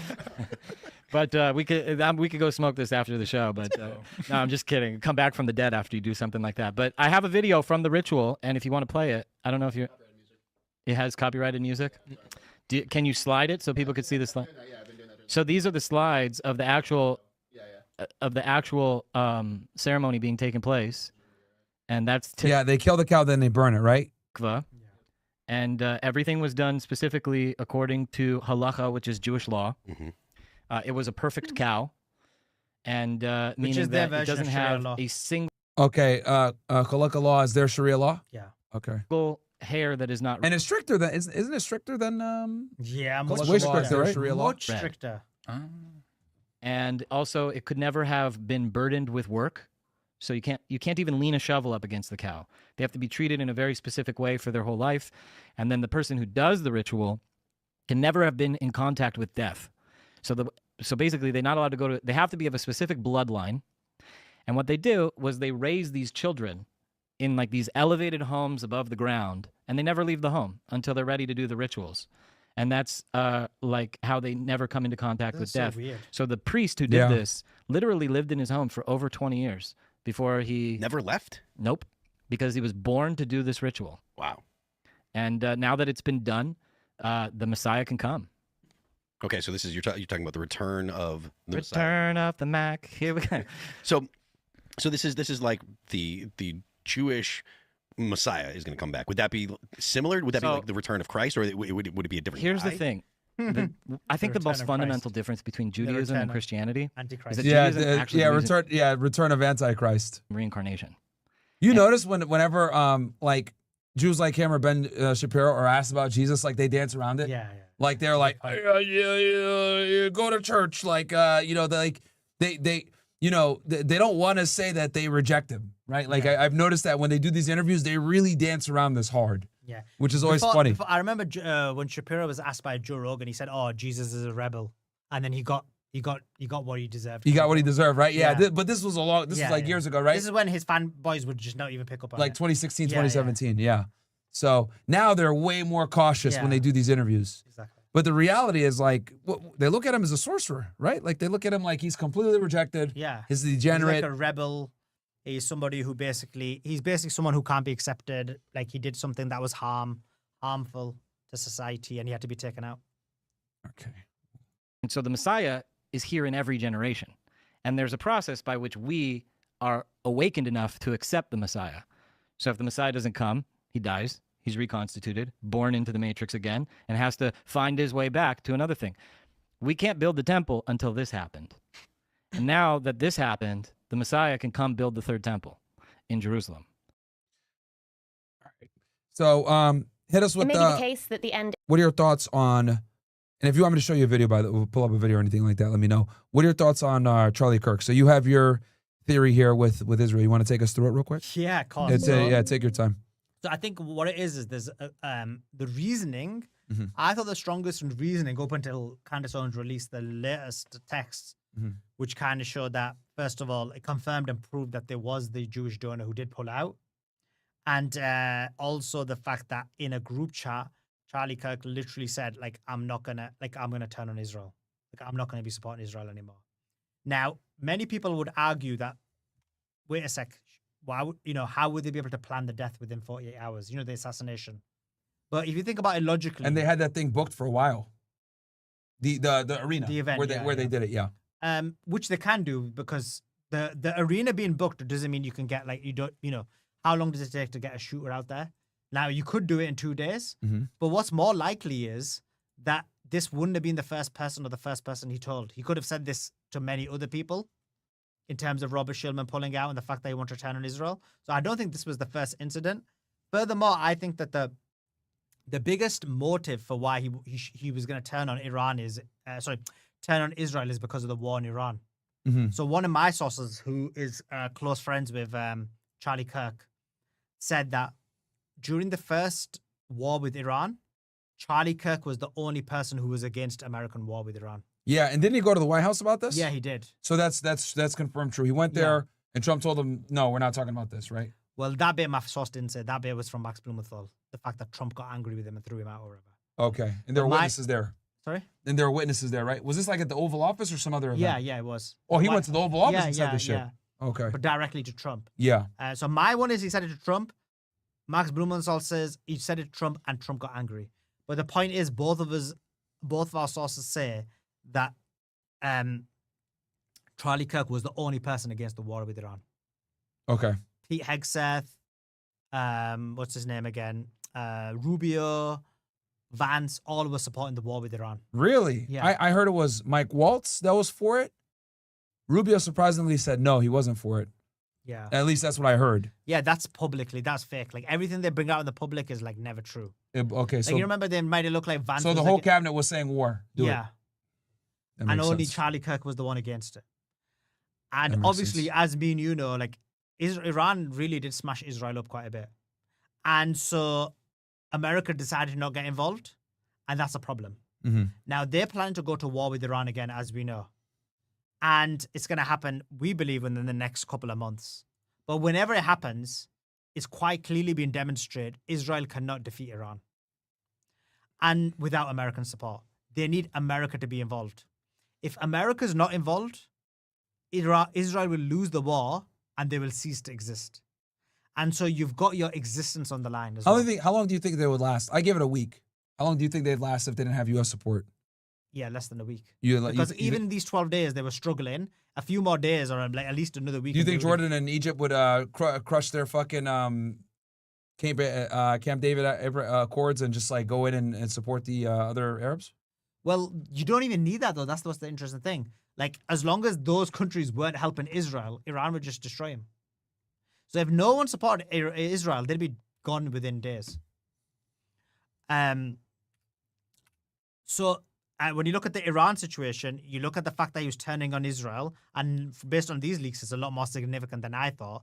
There is extreme motive, and they have the best motive to get Israel. Now, in terms of killing Kirk. Now, in terms of killing Kirk, there's two possibilities.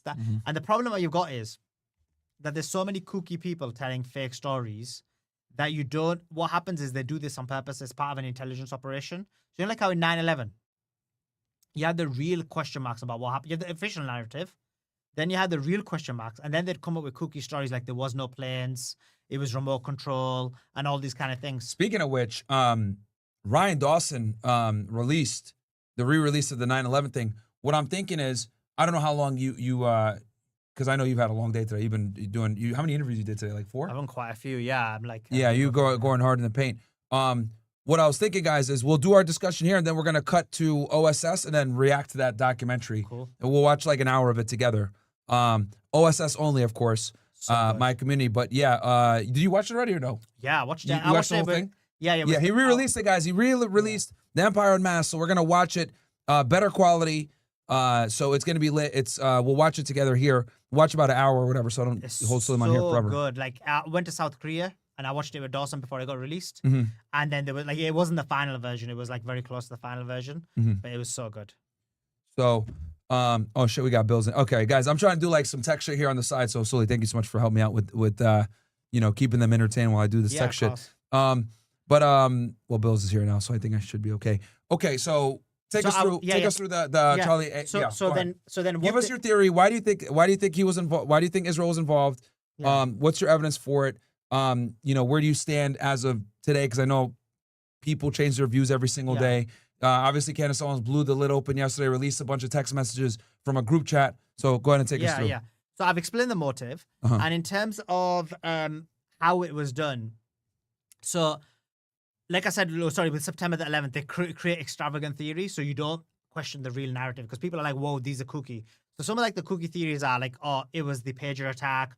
There were drone attacks. There was like 10 shooters. There was movement. Like his security detail were helping out. Like I think all these things are crazy and wacky. But this is part of an intelligence operation. Like when I was mentioning about September the 11th, they did that on purpose because the hijackers were linked to Mossad, right? Mossad how were handling them. Yes, one of the guys, the Lebanese guy. For those of you the guys that are wondering for 9/11, those Lebanese guy, his first cousin, was a spy for Mossad against Hezbollah. That's right, yeah. Yes. But in addition to Ziad that, Jarrah. Yeah, and this time Ryan Dawson showed a number of the other hijackers connected to Mossad. Oh, so there's not just one anymore. Yeah.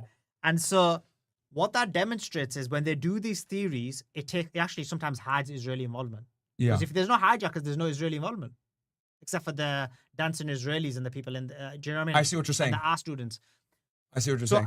I'm against those people who are doing these kind of extravagant stories like Ryan Matter. But generally speaking, I do think that there was Israeli involvement because. So there's two theories that I think are credible. One is it was Tyler Robinson.